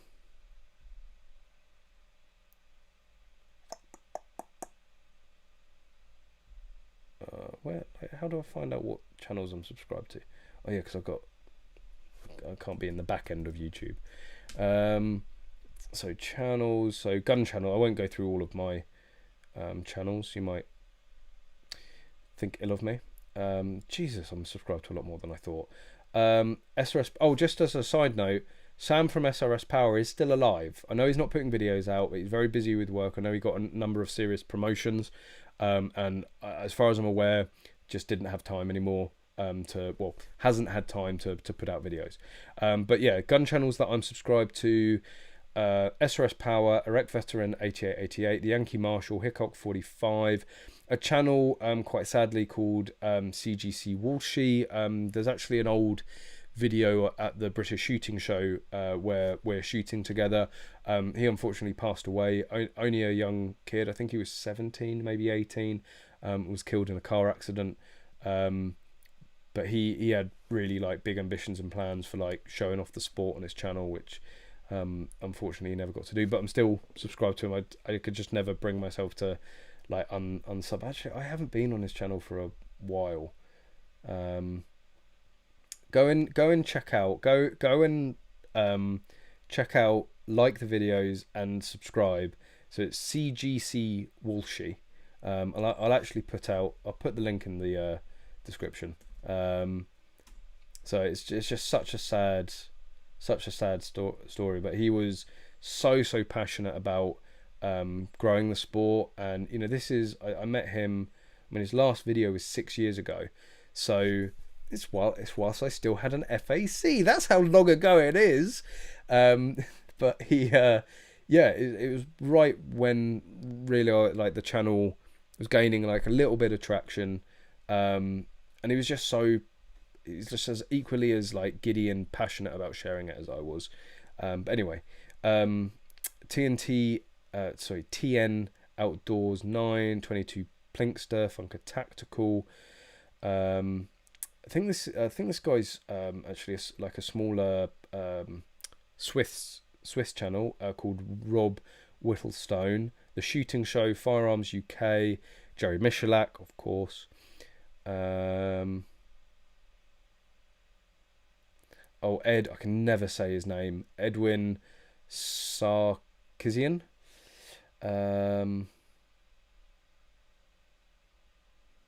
UK Guns. Magload, Field Sports Channel, Rack and Load, Coleon Noir,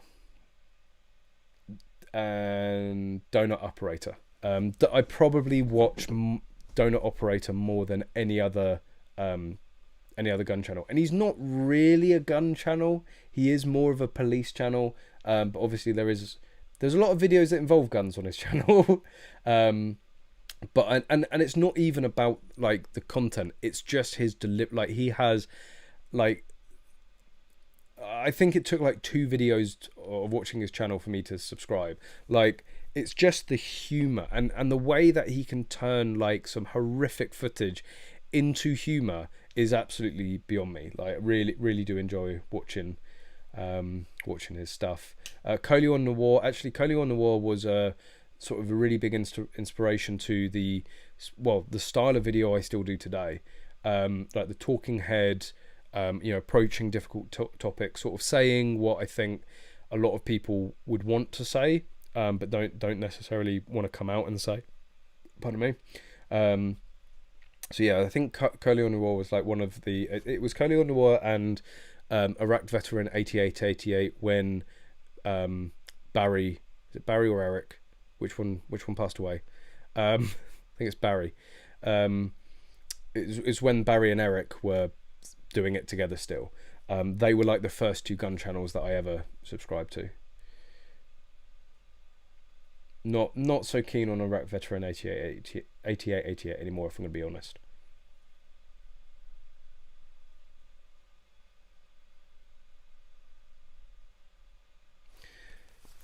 shell shock. So it was banned because it was way too much fun. Yeah, pretty much. Do you have Section 5 dealers in the UK? Yes, because there is a Section 5 industry. We have manufacturers that make and export, Section 5 guns. Accuracy International. Although, does anything they make actually Section 5? I don't know. Lantac. Lantac make guns for the military. That would need to be Section 5. Look at GMK. Right, so GMK are the Beretta importer, and when I say they are the Beretta importer, they import all Berettas, so therefore need a Section 5. Look at the Full Metal Jacket twit. They wanted to throw the book at him for breaching spirit of the law, but they failed as he got off with a relatively minor offence instead. That's not strict, from my understanding, that's not strictly what happened. It wasn't a spirit of the law. What they tried to prosecute him for initially, I think, was unlawful possession of a firearm, which, because he had miniature rifle exemption, it didn't stick, because he was like, I run a mini rifle range, therefore I'm allowed to possess these guns. And they were like, oh shit. What they ended up getting, it wasn't a minor charge, it was threatening somebody with a firearm. So as far as I'm aware, he had an altercation with somebody where he was either holding the gun in a gun bag during the spat, or the gun was in the car. But because there was a gun present, they charged him with threatening with a firearm. And I believe also they convicted him of, I don't know what the correct legal term is, but it was like carrying a gun in a public place without good reason. Those were the two I think they ended up getting him on. However, whilst he does have a firearms conviction and therefore shouldn't be able to be declared under Section 21, and the miniature rifle exemption I don't think even gets you out of that, he's just got his buddies to run the range, right? So like the Full Metal Jacket range, as far as I'm aware, is still going on. It's still about. This guy's just using his friends to do it instead.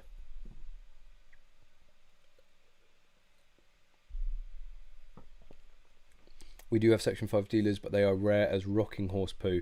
I used to think it was like few and far between. There's actually... The thing is, Section 5 dealers are usually very, very quiet about the fact that they're Section 5. It makes things a lot easier. But I've had the privilege of meeting a whole host. I could probably, and I won't, just on Section 5 dealers I've met personally, I could easily list off a dozen or two dealers. It's like GMK. Not everyone initially thinks that GMK would be a Section 5 dealer. Well, they are. And there's a lot of people as well that are Section 5 for forensic purposes, for other film and TV purposes. So not just like dealers, but just Section 5 holders or people with Section 5 authority. There's loads of little intricacies of why somebody would need a Section 5. It's not just necessarily to buy, sell or shoot the guns. So I did meet, they used to head up the department that Nabis ended up replacing, and they came down to do some examination of various firearms, and he was like, I'm Section 5, and he was like, I'm Section 5 everything. He said there's not a gun or a weapon within the UK that I'm not authorised to in effect take possession of, to handle, to shoot, to examine. And that's because of his specialty. He was first doing this for the government and then did it privately. So he was like, right, I'm doing this as a private business. I still need the same authority as I did beforehand. And they gave it to him. So, that's pretty baller. There's not a gun that I can't possess. Bork bork nom nom. Yes, it's the flying bork bork, that like the flying dog takedown. Oh my god. Or the owie. I think it was the owie video that made me subscribe to Donut Operator. Yeah. What about Brandon Hera, the AK guy? To be honest, don't watch a lot of his videos, but I more follow him through Reddit, through the memes on Reddit. Again, I don't have a lot of time, and like if I end up watching stuff on YouTube, I want to like switch off. I want to like, you know, I spend all day working with Connors or Magload, which is all guns. You know, I'll do a video a week. That can take, you know, a day and an evening of editing, then a live stream, which is another day. So, you know, a good, well, at least like 50 to 75% of my week is around guns. So when I want to switch off and just watch some YouTube, like, it's almost like the last thing I want to watch is guns, which I know probably sounds really really silly, but I just like, you know, I put car like F1. You know, F1 is a huge interest of mine. I watch a lot of YouTube on F1 watches. Like, what are the top channels that I watch? Yeah, it's all like, you know, watch channels, car channels. So there's a bit of controversy at the moment within the grey market watch world. If you're interested in watches at all, then I would highly recommend Roman Sharif. Like, you'll learn in one video, you'll learn a stupendous amount about the watch industry. Also the Timepiece Gentleman, but they've had a little bit of drama recently, but I've been really enjoying their videos. Again, it's like a behind the scenes of grey market watches. For those of you who just, you know, just let's not talk about guns for a moment. Let's talk about watches, because I love watches. They basically, the grey market is non-AD, so non-authorized dealer. So for brands like Rolex, Patek Philippe, Richard Mille, they are like basically the desirable models you just cannot go into a shop and buy. They have you know, several year waiting lists. So if you want to go and buy one today, the only place you can go and buy one is a second-hand retailer. Now, there is a slight difference between a second-hand retail or a second-hand seller and a grey market dealer. A grey market dealer will have contacts either within authorized dealers, or they will have people that go and sit on the waiting list for specific pieces. They sell it to them at sort of the grey market trade, and then they sell it for the full sort of grey market retail. One of the best examples of this is the Rolex Daytona, really famous piece.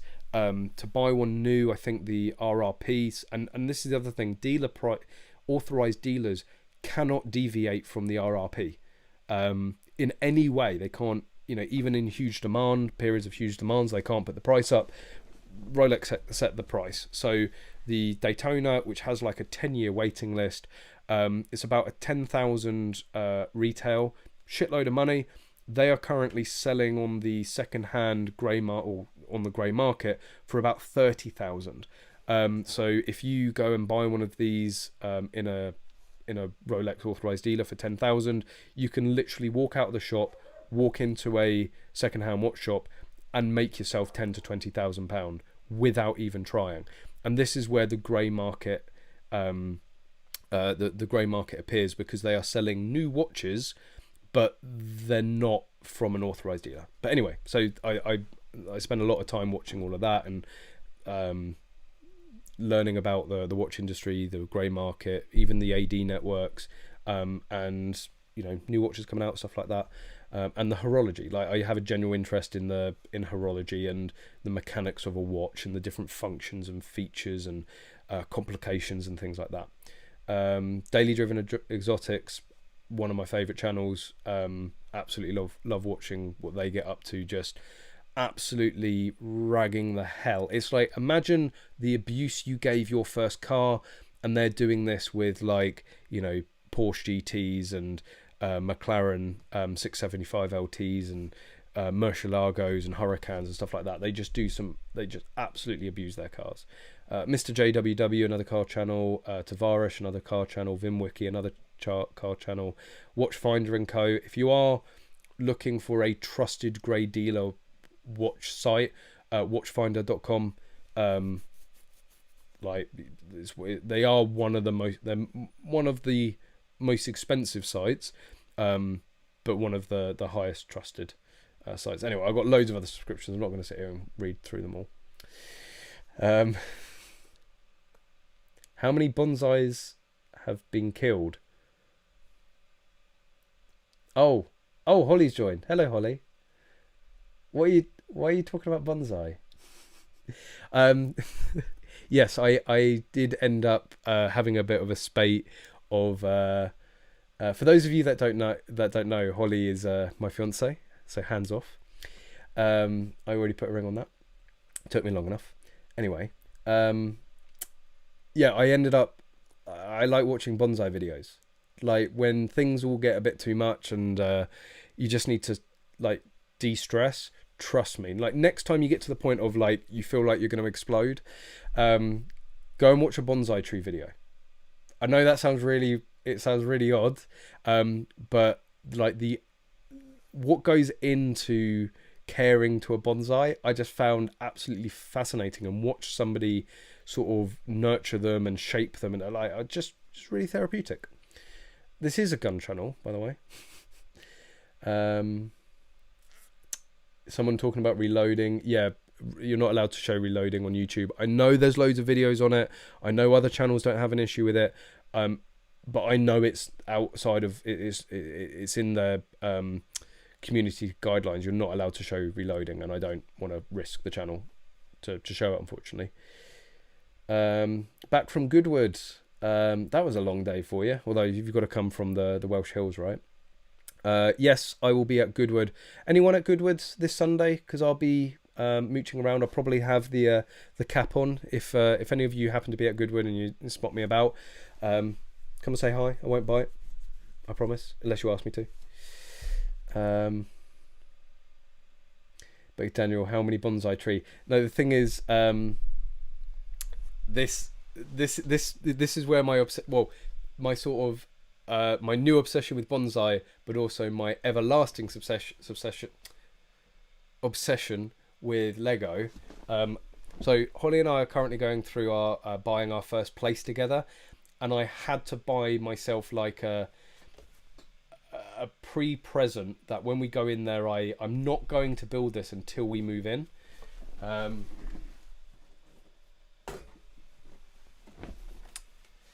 So I know if I buy a real bonsai tree, I will kill it. It will not live. So this is a bonsai tree I can't kill. And it's so cool.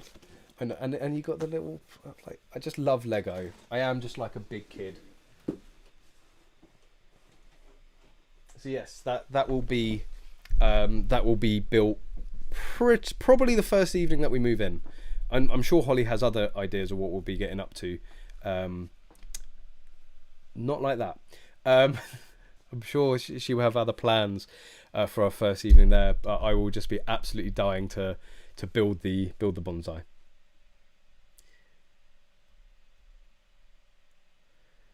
Callum, I blame you. Have me looking at Milgauss now. Good choice. Can't go wrong with the Milgauss.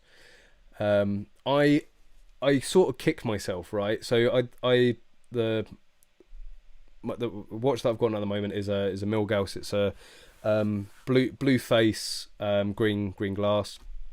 I can't remember. There's like a nickname for it. I can't remember what it is.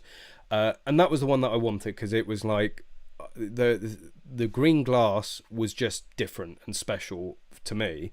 I think I've told you the story of why I went for the Milgauss. It's an engineer's watch. The Milgauss stands for milligauss. It's all about anti-magnetic, so it's actually sat within a Faraday cage, which means that it doesn't get affected by measurement equipment or big magnets and stuff like that. And working as an RF engineer, I was genuinely exposed to risks that would damage mechanical watches. So it was like a really nice fit. I got my first bonus that wasn't used to pay off debt I accrued during university, and I treated myself to sort of mark that milestone of that position in my life. And And yeah, I had to have the green glass. Couldn't make my mind up between the black face or the blue face. And again, the blue face just seemed a lot more special. So I ended up going for the blue face. And for a while, I was really tempted. They also do I think it's a non-green glass black face and a non-green glass white face Milgauss. And I was really tempted to pick up I say like I can just, go and pick up a Rolex. No, I was tempted to work towards buying a white-faced Milgauss, and then I thought, well, it's like I've already got a Milgauss. Like if I want it, the next one has to be something completely different. Really wish I'd have gone and found the money for that white face now, because they were retail, I think, like £1,000–1,500 less, and they've just continued them. So I think at the time you could buy them in the dealers, and at the time I bought this, you could easily get hold of one. Now you can't get them for love nor money, which is good if you've already got one. But the white face and the black face with the non-green glass were really easy to get. Like dealers, like you probably would have got discount on them, which is how easy they were to get. And yeah, I think retail they were about 4,500, which is still a ridiculous amount of money, and that doesn't ever sort of slip my mind. It's still a ridiculous amount of money spending that on a watch, but they're now trading at about 9,000, and it was like 3 years ago I was umming and ahhing whether to sort of save up to get one. Really wish I had now. Or just put it on the credit card. I bet you could have put it on a 30% APR credit card and sold it and still made money, even having paid the interest on it. That probably works out, maybe. No, 30% APR, because 30% a year over 3. No, that does actually sort of work out. But yeah, that's why, it's like investment. This is a video that I'm actually going to do that's relevant to guns, which is investment guns.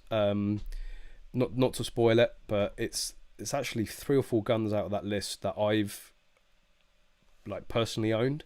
But I like looking at the investment side of things because it actually justifies hobbies more in a way. If you can make your hobbies or your interest in some way earn you money, or certainly not lose you money, you'll get to enjoy more of that hobby. And I look at it in the same way as cars, watches and guns. If I get the best deal, if I get something that's going to hold its money or certainly minimize or potentially even appreciate, then that's good. That means that I'll be able to buy more things for that hobby, or certainly be able to justify to my fiance why I should buy another watch. But anyway, yeah, can't go wrong with the Milgauss. You won't be able to get one in a dealer, unfortunately, and I think any Milgauss now, any modern Milgauss, you're probably looking in the region of £7,000 to £9,000 for one of them on the second-hand market. Just absolutely, the whole watch market in the last 18 months has gone absolutely silly, absolutely ridiculous. And most people say it's not going to stop. It's only going to continue to go up. Don't touch crypto for a good while. The pop is coming. Well, maybe I should finally get into crypto. Get into crypto. It's a better hobby. That way you can get a Rolex every few months. Yes, I mean, there are huge... there's huge money to be made in crypto. Also huge money you can lose in crypto. I still prefer to have something tangible. Whilst I'm fairly tech savvy, crypto does just scare the shit out of me. I think it's a confidence thing with it. It's maybe even an age thing to some extent. I'm not that old, but also not getting any younger. I like the fact that if you have a car and if you have a watch, or you have a physical asset, it's there. It can't just magically disappear. And even if the value falls through the floor, you still have that object. It's but with cryptocurrency, it's just it literally is just imaginary. It is just numbers. You know, I prefer things that are tangible that you can put your hand, like gold. Like I've never actually bought any gold, but I would. That's the sort of investment that I would go for. You know, just something tangible. Because worst case, gold falls, you just make a load of jewellery, right? Anyway, Sean Miller, 8K blackface, yeah. Well, I'll show you. Oh, I've done this far too many times, but it's what I'm also interested. I got to keep it interesting, right? I'm giving you guys a bit of an education within the watch world. Oh, Watchfinder, new 24 months 0% finance. Interesting. That is actually also, I will caveat, very, very lucky actually when I bought the Milgauss. Really couldn't afford it. I couldn't afford the full sum. But the shopper system, so one of the whole thing about Rolex and how they protect the brand is on at an authorized dealer, you cannot get finance on a Rolex, right? Because the whole premise of protecting the brand is like they only want people buying them that can actually afford to go and spend that money, which when I bought mine was definitely not me. I'd had my bonus. It wasn't enough to cover the full watch, but it was enough to put a deposit down. And the sales assistant, I don't know, was having a bit of an off day, and she was like, "Oh yeah, we can do like a interest finance deal on this." And I know what a lot of people say, you know, oh, if you've got to put it on finance, you can't afford it. I genuinely couldn't, but it turned out to be a very good financial move, as things are at the moment. So yeah, I have differing views about finance and stuff like that. Interest-free finance, like I don't see the harm in it. Like I would rather have the cash sat in the bank than sunk into something and pay it off. But yeah, I'll just show you how berserk things have gone recently. So for those of you that don't know, if you've just tuned in, this is definitely a gun channel. You haven't mistaken this. This channel is called English Shooting, not English Watching. That's my baby.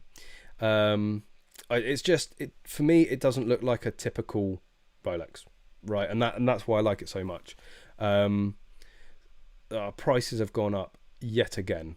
That is nuts. They've probably gone up like literally in the last month, probably another 500 quid. But yeah, so the reason you're nuts, you think, okay, that's a shitload of money for a watch.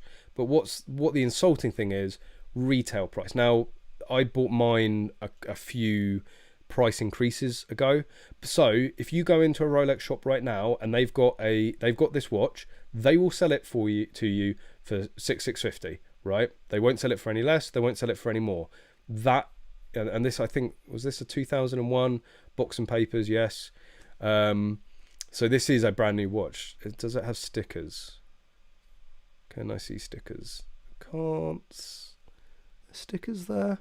Might be stickered. No, it doesn't actually look stickered. But yeah, like a $3,000 profit straight away for just going in and buying a watch, and you flip it. Obviously, on the, you know, if you're not trade, if you're not Watchfinder, you won't get $9.5 for it. But you would make a good £1,000 to £2,000 profit. You know, the black faces even, you know, they're still going for good money. I mean, that's an old one with no box, and I say an old one, 2010.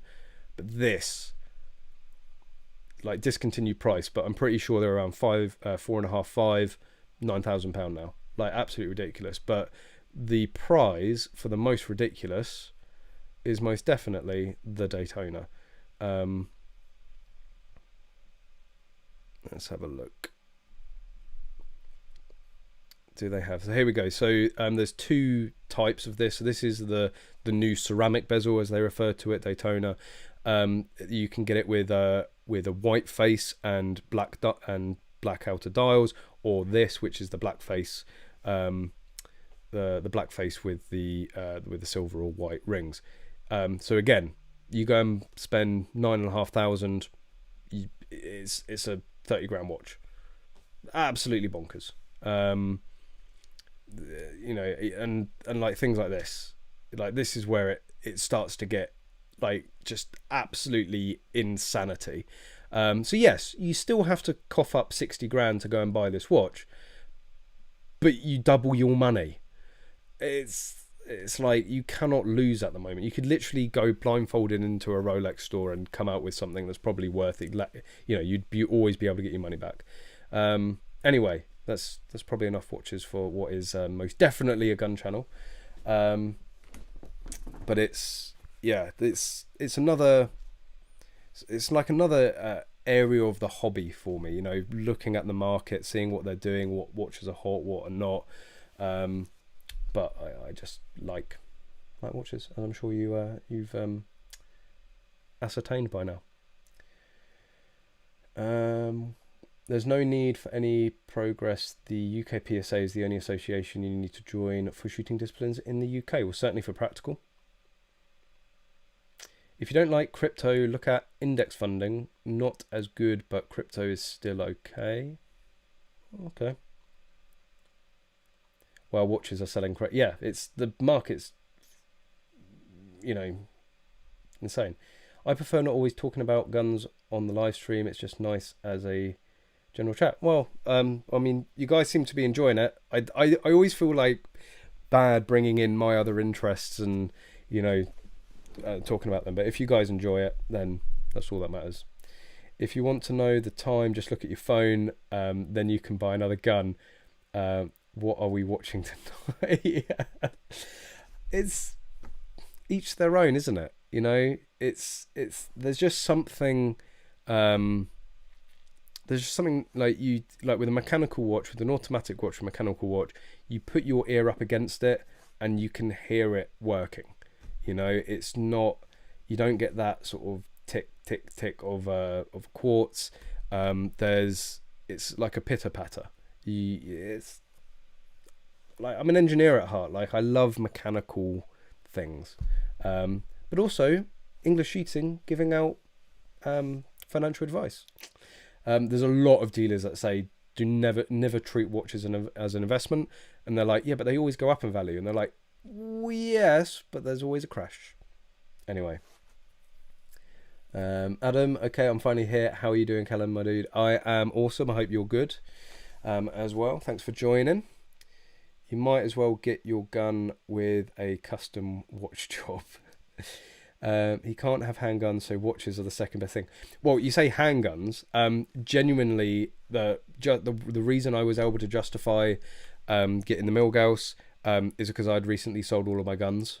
Well, I say most of the guns. I wasn't doing as much shooting, and it was like, you know. So I bought my car, which was the Civic Type R. And I bought a watch because it was like, I'm not spending money buying guns at the moment.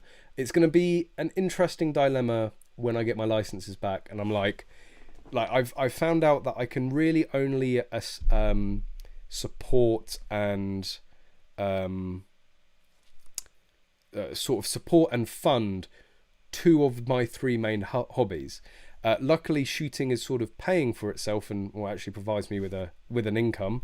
And I'm not going out and buying guns and ammunition and all that sort of stuff. So that's okay at the moment. And obviously that leaves watches and cars to still, you know, put money into. Although it's not like, you know, it's not like I go and buy a watch every month or something like that, or a car for that matter. But they seem balanced out. But as soon as I have my certificates and I'm going and buying guns again, something's got to give. I'll probably sell my watches because I need something to get to the range too. I don't need a watch to shoot.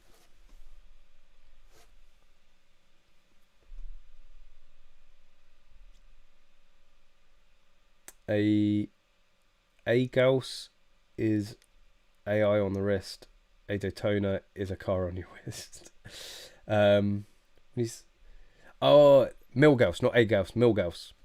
A Daytona is a car. Yeah, it is mental, right? But it's different. Like, I mean, don't get me wrong. I'm gonna say, you know, I'm not in a position to be going and buying Daytonas at either retail price or grey market price. But if my dealer, and I mean, when I say dealer, I mean my authorized dealer, as in the Rolex dealer, it's always good if you want to get into watches as well, build a relationship with one dealer, right? Don't go flip-flopping about to different places. You build a relationship with one dealer, and they will, you build up a rapport, you build up a sort of a spend history with them, and then that will help you get the more harder to get pieces. I forgot where I was going with that. But yeah, if my dealer phoned up tomorrow and said, we've got a Daytona, do you want it? I'd find the money, right? I wouldn't be able to keep it. Maybe I shouldn't say this, because then they're definitely not going to sell me it. But anyway, it's like, for me, it's in a way a guiltless purchase. Yeah, it's a silly amount of money. I completely understand that. Probably more money than I should definitely be spending on luxuries like that. But it's like, it's actually quite safe money. You know, you can easily liquidate that for the cash at any time. You know, so why not, instead of having that money sat in a bank, why not have it sat in a watch? You know, you get to enjoy it, you get to look at it, appreciate it, wear it, and then, you know, if you suddenly need the money, sell it, and you'll still probably end up, even if you have to sell it in a hurry, you'll still probably make some money. Anyway, that's definitely enough about talking about watches. And that note, but before you all leave, hit the like button. Making a hobby benefit you is a great asset, not just financially, but also in contacts and experience. Absolutely. But yeah, anyway, I am going to wrap it up there. I don't know how we ended up on this conversation, but I like talking about watches. Maybe I should start a watch channel, English watching, or watching English. That sounds a bit like very Peeping Tom like. But anyway, I hope you guys have all had an amazing week. I hope you all have an absolutely amazing week. Thank you for putting up with my tangents and other hobbies. But I hope you've enjoyed it. I hope you had fun. That's what I aim to do, is to at least entertain you for at least one evening a week. But I hope you have an amazing weekend. Anyone going to Goodwood, I hope you enjoy it. I will be there on Sunday. If you get up to some shooting, I hope you have fun. A few matches coming up soon. I've got loads of videos coming up, loads of ideas. I just need to find time to get around to put them out, but there will be a video out in the next within the next week, before the next live stream. But if you only watch the live stream, I'll be here, same place, same time, 7:30 on a Thursday UK time. English bonsai watches, yes. Hope you get your FAC back. Thank you very much appreciated. As soon as there is any update with that, I will be sure to let you all know. But there we go, guys. Again, thank you for joining. I hope you've enjoyed it. Hit the like button, hit the subscribe button, and as always, hope to see you soon.